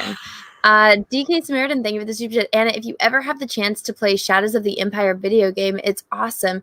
It was the first Star Wars game when I was 7. I think you mean you played when you were 7. Got it. Yeah, I have a long list of Star Wars games. So I am playing through KOTOR 2 as a Sith right now, which I finally got Mira on my team, which means I have to be good for a little while until I turn her and Bo into my companion or into my Jedi apprentices. Then I'm going full dark side. We're killing everyone. And then I think I have to play Jedi Academy 1 and 2. That's awesome. I have never gone that route, so I will be staying tuned to your to your Sith journey. My Sith journey. It's been a journey, let me tell you. I have to like, you do one thing wrong in KOTOR and you have to go back to your last save and redo everything. And it's like, oh my God. It's so complicated, but it's so worth it in the end. Yeah, I always was so that just really resonated with me as well. Those games where your choices matter. Yeah, so that was really cool that they developed that. Like this. Oh my God, I can feel Drug's presence here. I can almost smell the hair product. If he's even wearing any recently, his hair's been all crazy on streams. I don't know if he does. He's cut his hair though recently, so he doesn't have to, right? He cut it for Gina. We're not going to pay any more attention to Drunk's hair because then he's just going to get a big head about it, or he's going to get self-conscious about it, and then his next video, he's not going to be able to get a sentence out because he's just touching it. That's what he said. Well, I am all caught up on Super Chats, and we're going on almost 3 hours, so I think maybe this is a good time to end it. Is there anything you would like to plug or anything you would like to say before we go? Yeah, I just want to say thank you so much for having me on. This has been so much fun and such a chill, relaxing environment, especially with the chat. You guys are awesome. I was so happy to be invited, and it's been a really fun experience. But yeah, come check out my channel if you're not subscribed, Nerd Cookies, and you can also find me on Twitter and Parlor at Nerd Cookies. And yeah, I cover sci-fi and fantasy content, cover Dune and Lord of the Rings and whatever other sci-fi fantasy properties. And I have my Mandalorian live stream that I do Sundays at 5 Central to talk about the episode, previous episode, and break that down. So yeah, if you want to come by and check that out, I would, thank you. You're welcome. Yeah, and I was able to catch some of your last Mando review, and it was very entertaining. So everyone, make sure that you go check that out. The links for her channel and her Twitter are in the description of the video. For whatever reason, the Parlor one didn't save. I think that might be YouTube working just the way it unsubscribed me from her channel while I was speaking to her. Live on the damn air, but that's YouTube for you. It actually, I had my link to my Parlor and it removed it, so I had to like just type in manually like this is what it is when you go on to Parlor, so you can't I can't have the link in the videos anymore, which is very it's very strange, but it is what it is. But so go check out her channel, check out her content, follow her on Twitter, and sub to her channel. It is absolutely free to click the subscribe button and ring the bell for notifications, and make sure that it is set to all. That way you actually get notifications when she puts out videos and when she does live streams. Because some people, like my dear friend Sav, who don't get notifications and show up late to the party. What's up, Sav? What's up, Sav? But let's see who is live right now. Oh, Raging Golden Eagle is live. So everyone go over and raid Raging Golden Eagle's chat. And until next time, everyone, have a great rest of your night, morning, evening, afternoon, wherever you are in the world. And Nerd Cookies, thank you so much for being here. It was an absolute pleasure having you on the channel, and I would love to have you back again. Oh, thank you. And may the Force be with you, because we are really, really, really going to need it. Bye, everyone. I'll tell you where I thought I came in. If my clip will play. I'll tell you where I thought I came in. In the forest, when the lightsaber goes like this and flies off. I said, oh, what a great entrance. Ah! Ray caught it? She hasn't even been to Dagobah for training.